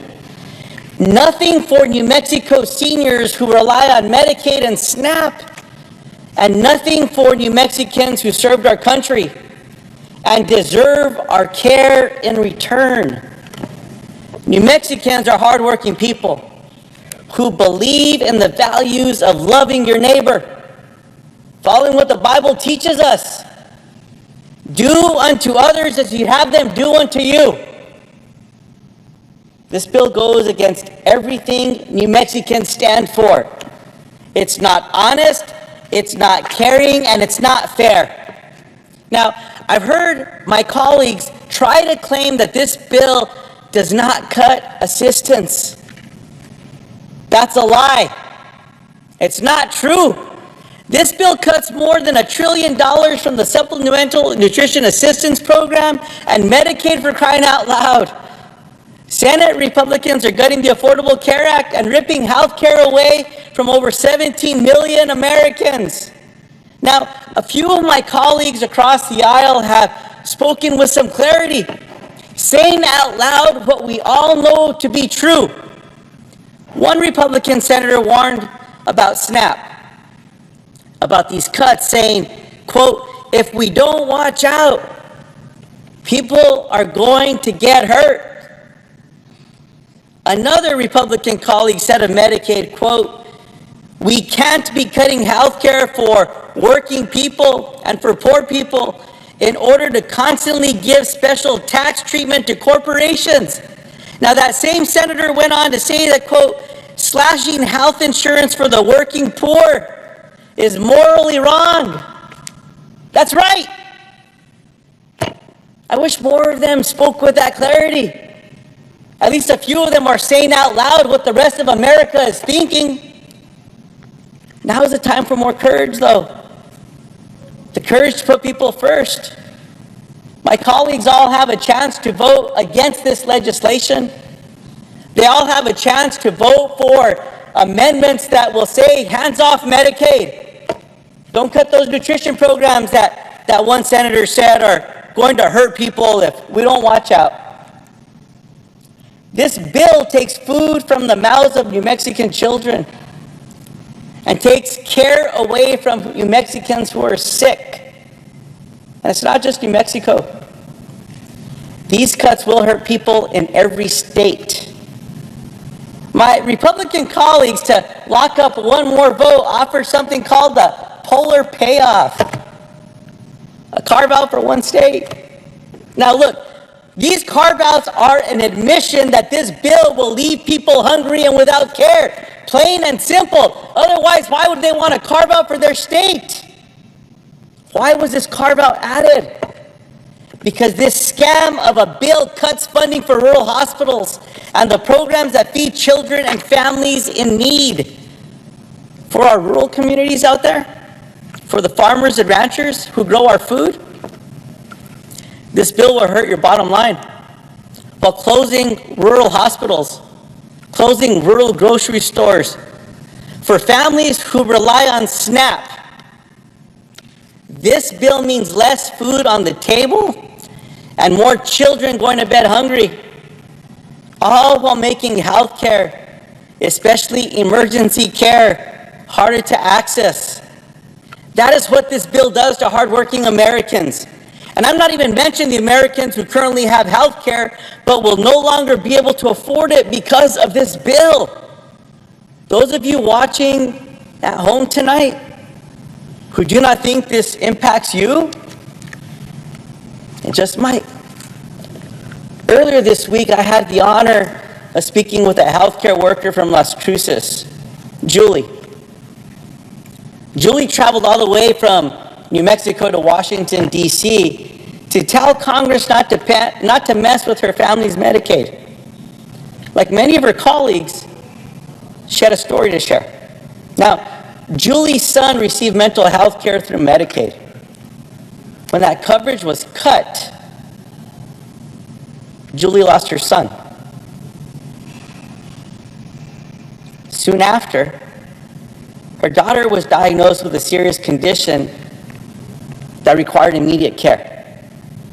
Now, without Medicaid, her daughter may not have survived either. Just think about that. Let it sit in. New Mexicans understand the responsibility of looking after family.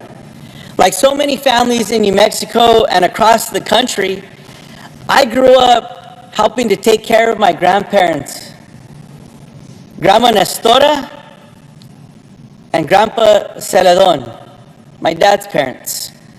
Now, when my other grandparents, Grandpa Luis and Grandma Cleotilde, were victims of a terrible car accident, I watched my mom, my uncles, my aunts, and my cousins show what grace looks like, what love feels like, what compassion really means. Now, this bill is a direct attack on those values. Values of helping one another and shared sacrifice. There's no shared sacrifice in this bill, only more handouts for the wealthy. There is nothing in this bill that shows that we are all looking out for our neighbors across America. And like so many Americans, I'm so deeply concerned about the price tag. This bill would add more than $3 trillion to the national debt. Now, to people watching, this is not just a number. It affects your everyday life. Higher interest rates. Think about your credit cards, your car loans, your mortgages if you're fortunate to have one. This bill is going to make your life more expensive. It's a total betrayal of our constituents. So to the American people, hear me when I say keep speaking. You've done it before. The American people, all of you that spoke up, you helped stop the sale of our public lands. You made your voices impossible to ignore. Now, this bill is not the law of the land yet. But if we stay silent, it will be. So keep organizing, keep calling, and keep showing up. Because part of our responsibility as American citizens is to protect one another, to stand by one another, to treat others the way that we want to be treated. The golden rule. It's not hard. We all have a responsibility to stand up when something this dangerous threatens our neighbors, our values, and our future. Mr. President, I yield the floor.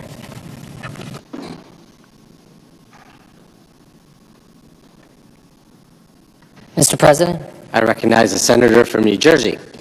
Mr. President, I rise today to lift up the fact that this reconciliation bill will do real harm to countless American families. It's not theoretical or hypothetical. Families are hurting right now.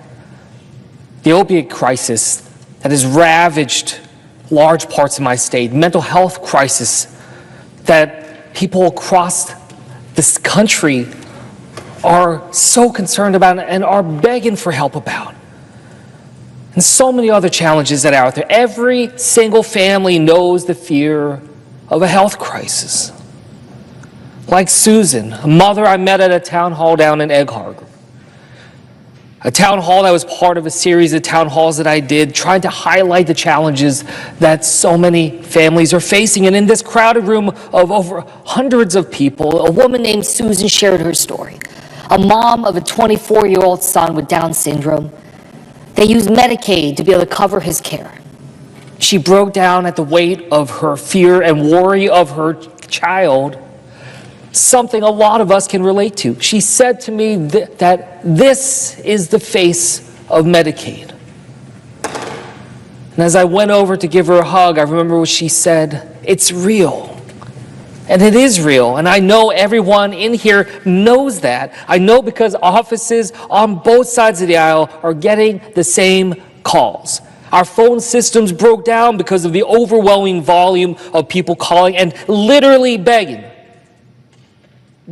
us not to do this, begging us to protect Medicaid so their kids can see the doctors, begging us not to cut SNAP benefits so their students can have access to healthy food. It is a humbling experience seeing a parent begging for the resources to take care of their sick child. And yet, as I look around, I see far too many people rushing through this process to get it done.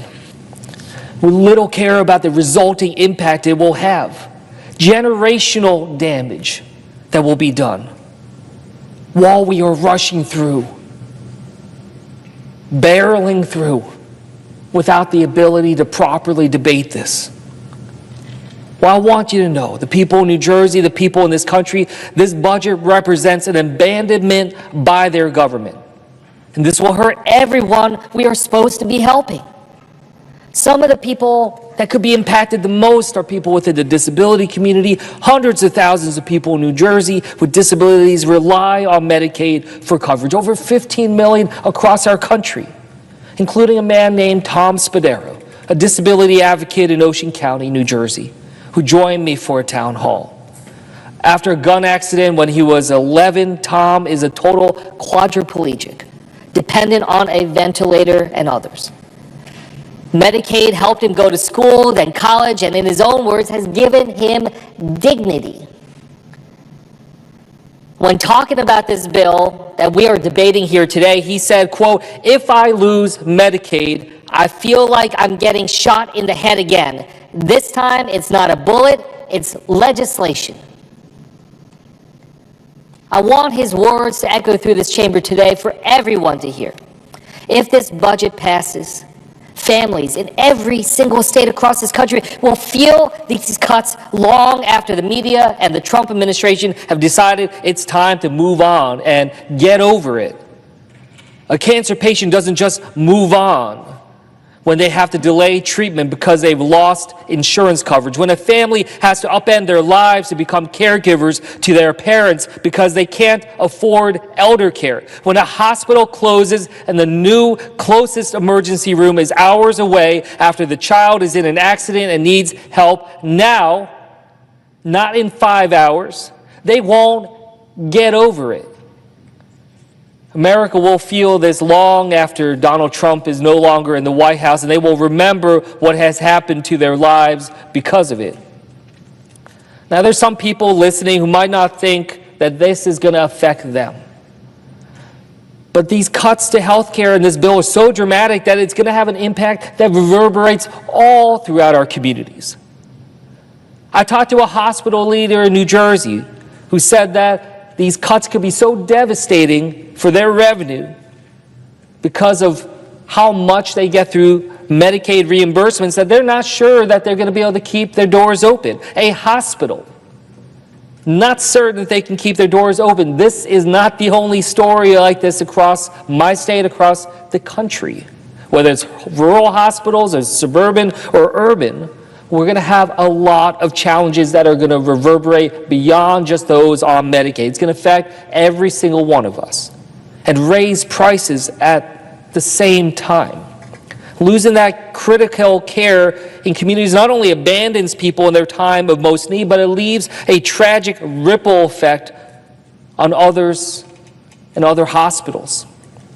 So today I'm putting forward an amendment to this bill that would stop this from happening and directly take out the parts of this bill that would force hospital closures and reduce access to affordable health care for so many across this country.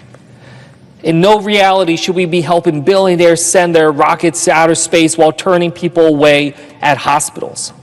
And yet this is the reality we find ourselves in, deciding how much care is acceptable to take away from families across New Jersey to fit a budget line, or how many patients can be turned away from life-saving medication just so that the wealthy can have a nice tax break. A doctor in Frenchtown shared some profound words with my office. She said, Medicaid is a reflection of our values. It's how we show up for each other when life gets hard. Well, what does it say about our nation as we were having this debate that could very well take $1 trillion out of Medicaid? About those who need the care the most, as if they're just expendable, as if they are just some remainder on the equation of capitalism that is just pushed to the wayside, as just an inevitability, as a shrug of the shoulder of our society and say, I'm sorry for what happened to you, without a care and an extended arm and a hand to reach out and pull them up. Let's be very clear, this bill will cause prices to drive up.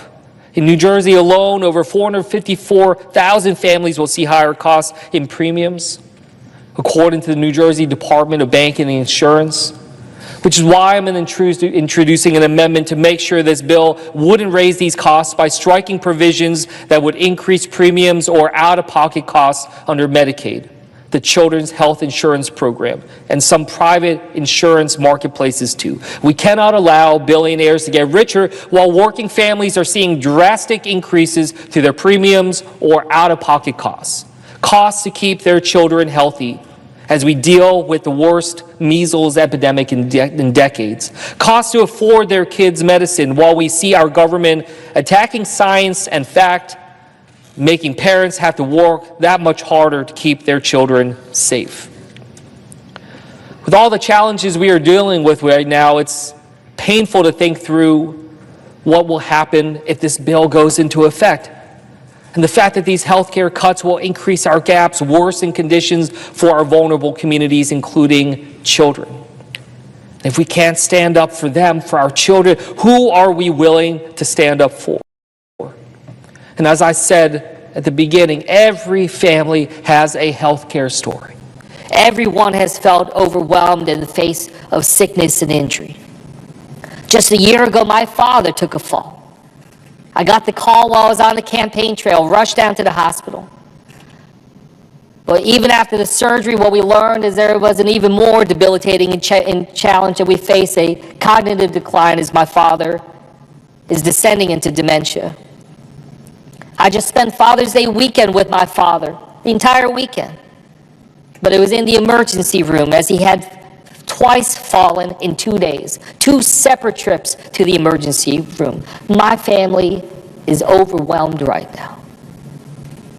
We struggle to think through his needs that go far beyond what we can be able to provide, goes far beyond what Medicare can provide. And it's not just my father and my family. We have failed seniors. We have failed as we have failed to plan and create a place for elder care in this country that preserves a foundation of dignity and decency for everybody. And when you are in the trenches fighting for your own life or gripping the hand of a loved one struggling, the last thing you want to think about is worrying if you're eligible for this treatment or that. You want to be able to provide what it takes for your loved one to survive, to be able to go a little further, spend a little more time on this planet with us, and to grow our love deeper. And we think about that, and then we ask ourselves, well, why is this bill happening? Why are these cuts happening? It's not to bring down the deficit. Instead, it's going to balloon the deficit by trillions of dollars. Who among us in this country think that the problems that we face as a nation is because the wealthiest among us don't have enough?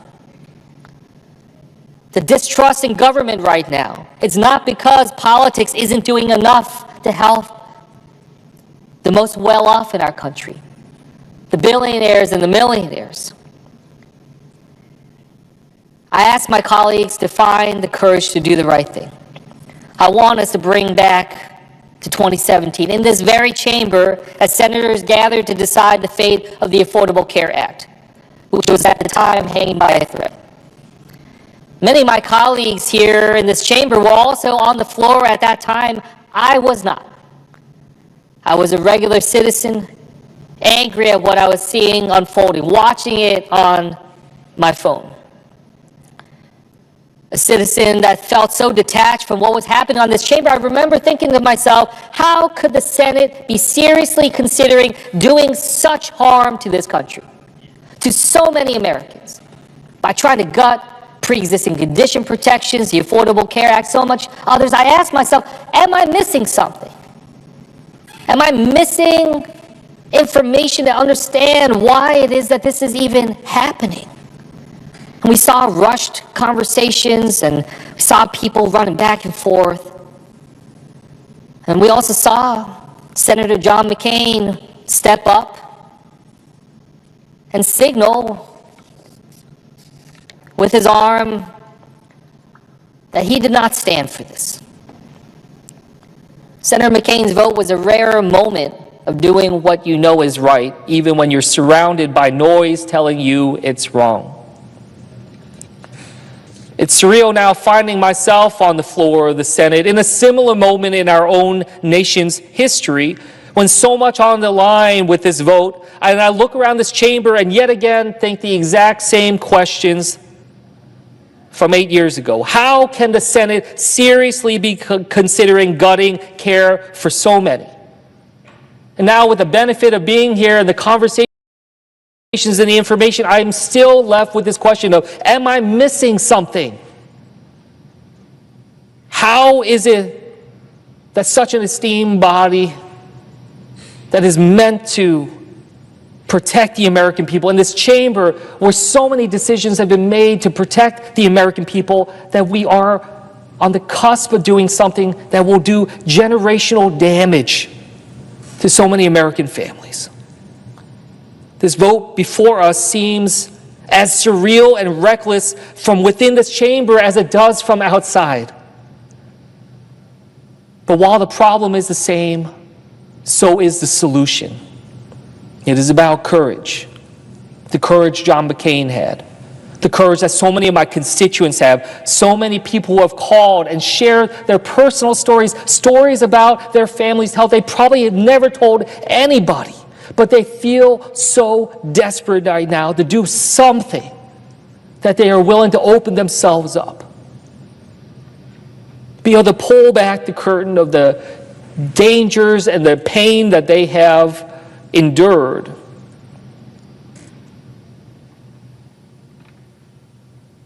To be able to try to do anything to stop this bill from hurting Americans.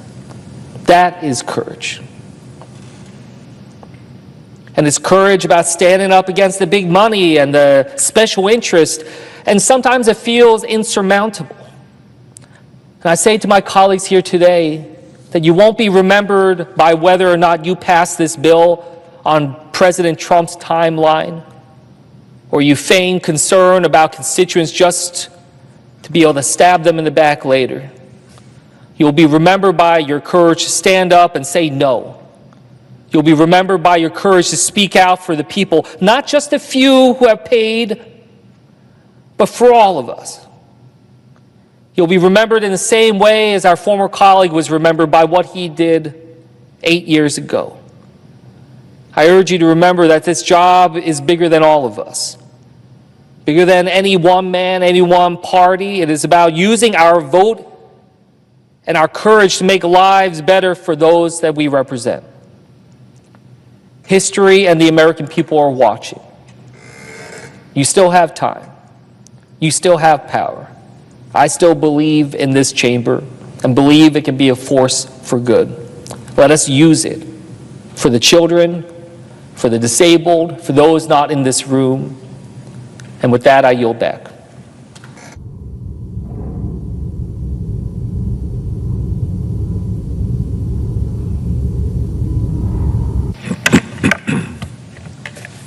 Mr. President, I recognize the senator from California.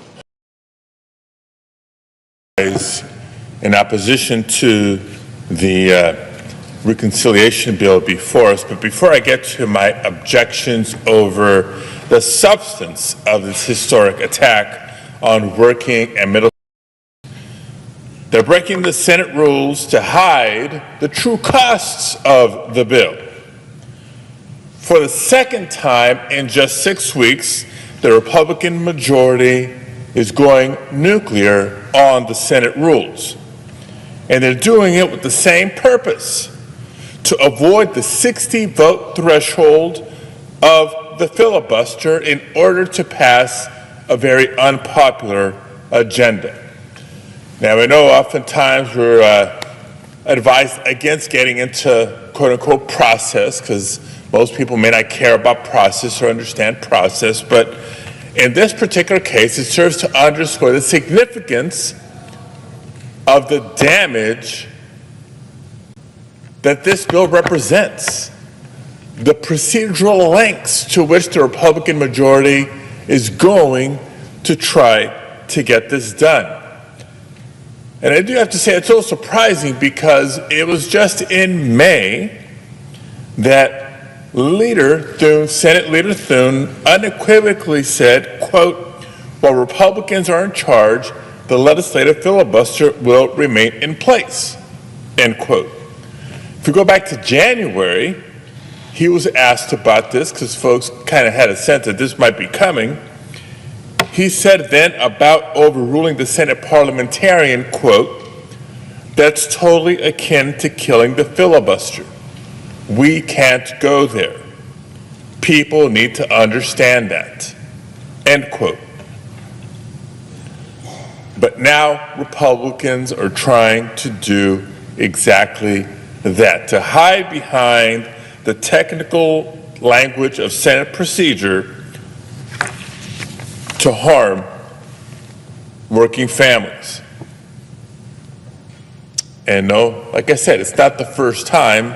Just last month, Republicans voted to override the very plain language of the Congressional Review Act.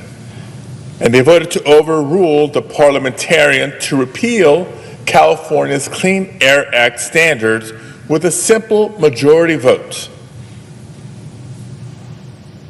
Fast forward to today, they're running the same play, this time with trillion-dollar consequences, not just air quality and public health consequences. See, colleagues and folks watching at home, budget reconciliation is the most powerful expedited procedure statute on the books. You can do a lot with a simple majority and avoid the filibuster, but you have to do it by the rules of reconciliation. But today, the Republican majority wants to extend trillions of dollars of tax cuts for President Trump's billionaire friends and extend those tax cuts permanently. That's not just terrible, terrible policy, it's against the Senate rules. The Congressional Budget Act says clearly that reconciliation bills cannot increase the debt beyond 10 years. Now, it doesn't take a Nobel prize-winning economists to know that a permanent trillion-dollar tax cut would do exactly that. And so once again, following the same playbook they did last month, the majority is going to twist the rules to try to find a way. They're again ignoring the guidance from the parliamentarian's office that doesn't fit their agenda. And they're setting yet another new precedent for this body. Not only continue to overrule the parliamentarian, but to ignore adding trillions of dollars of costs under the, quote, current policy baseline. As we did during the Clean Air Act debate last month, I and my Democratic colleagues will once again remind our Republican colleagues that sooner or later Democrats will be back in the majority. By then, the American people will have felt the pain of this bill, but we'll make sure that they understand just how hard you tried to work to hide it from them. Democrats will not let the American people forget what Senate Republicans do this week. Now on to the substance of budget reconciliation. Mr. President, how many times have we heard the Trump administration these past few months say that they're focused on fraud, waste, abuse? Now, these are the buzzwords that they turn to when they're trying to bat away questions or when Americans are trying to get clarity on whether the life-saving services that they depend on are about to get cut. But in reality, what we're seeing happen this week is one of the biggest acts of fraud in American history playing out right before our very eyes. With the bill under debate today, and it is past midnight, so we're into Tuesday, so I can still say today, Donald Trump and his billionaire allies are literally stealing from working families in order to reduce the amount of taxes that they would have to pay. Literally robbing from the poor to give to the rich.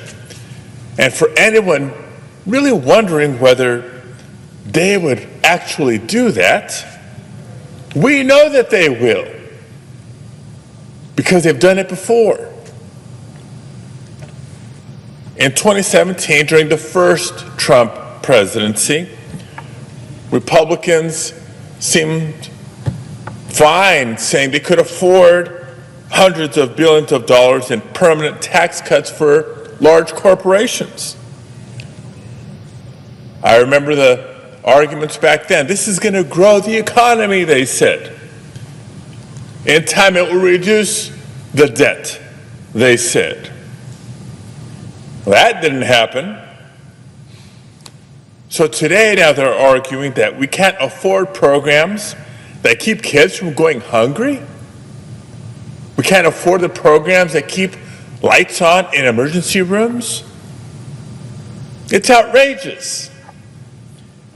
In 2025, so many working families are struggling to keep up with the rising costs from Trump's chaotic tariff wars, with prices going up for groceries and other everyday goods. Many are working long hours and still struggling to make ends meet or to afford care for their loved ones. I get it. I've been there. Colleagues, as I've shared with you before, I'm the proud son of working class parents who came to the United States from Mexico in the 1960s. I'll remind you that for 40 years, my father worked as a short order cook and my mom cleaned houses. On those modest salaries, they raised my sister, my brother, and I in the proud working class community of Pacoima, California. And I remember what it was like to live paycheck to paycheck. I know how unnerving it could be, for example, when the car broke down and you listened and witnessed to your parents' debate because, on the one hand, maybe they couldn't afford the cost of repairing the car right away, but they also realized that they couldn't afford to not fix the car because they had to get to work. And I know that there's so many Americans in communities like the one I grew up in that aren't looking for handouts. That's not what we're arguing or debating in this bill. Americans just want a fair chance to work hard and provide for their family. There's pride and dignity in working hard and providing for families. That's part of the American dream. People just want a fair playing field. In a country with as much promise and profit as the United States of America, that shouldn't be too much to ask for. But not only would the Republican budget reconciliation bill be one big handout for the wealthiest Americans, it would actually make life harder for working families in order to pay for it. That's wrong, and it's cruel. At its very core, just like Trump did in 2017 with the help of Republicans in Congress, this bill is fundamentally about one thing and one thing only: cutting taxes for the wealthiest Americans and big corporations. How else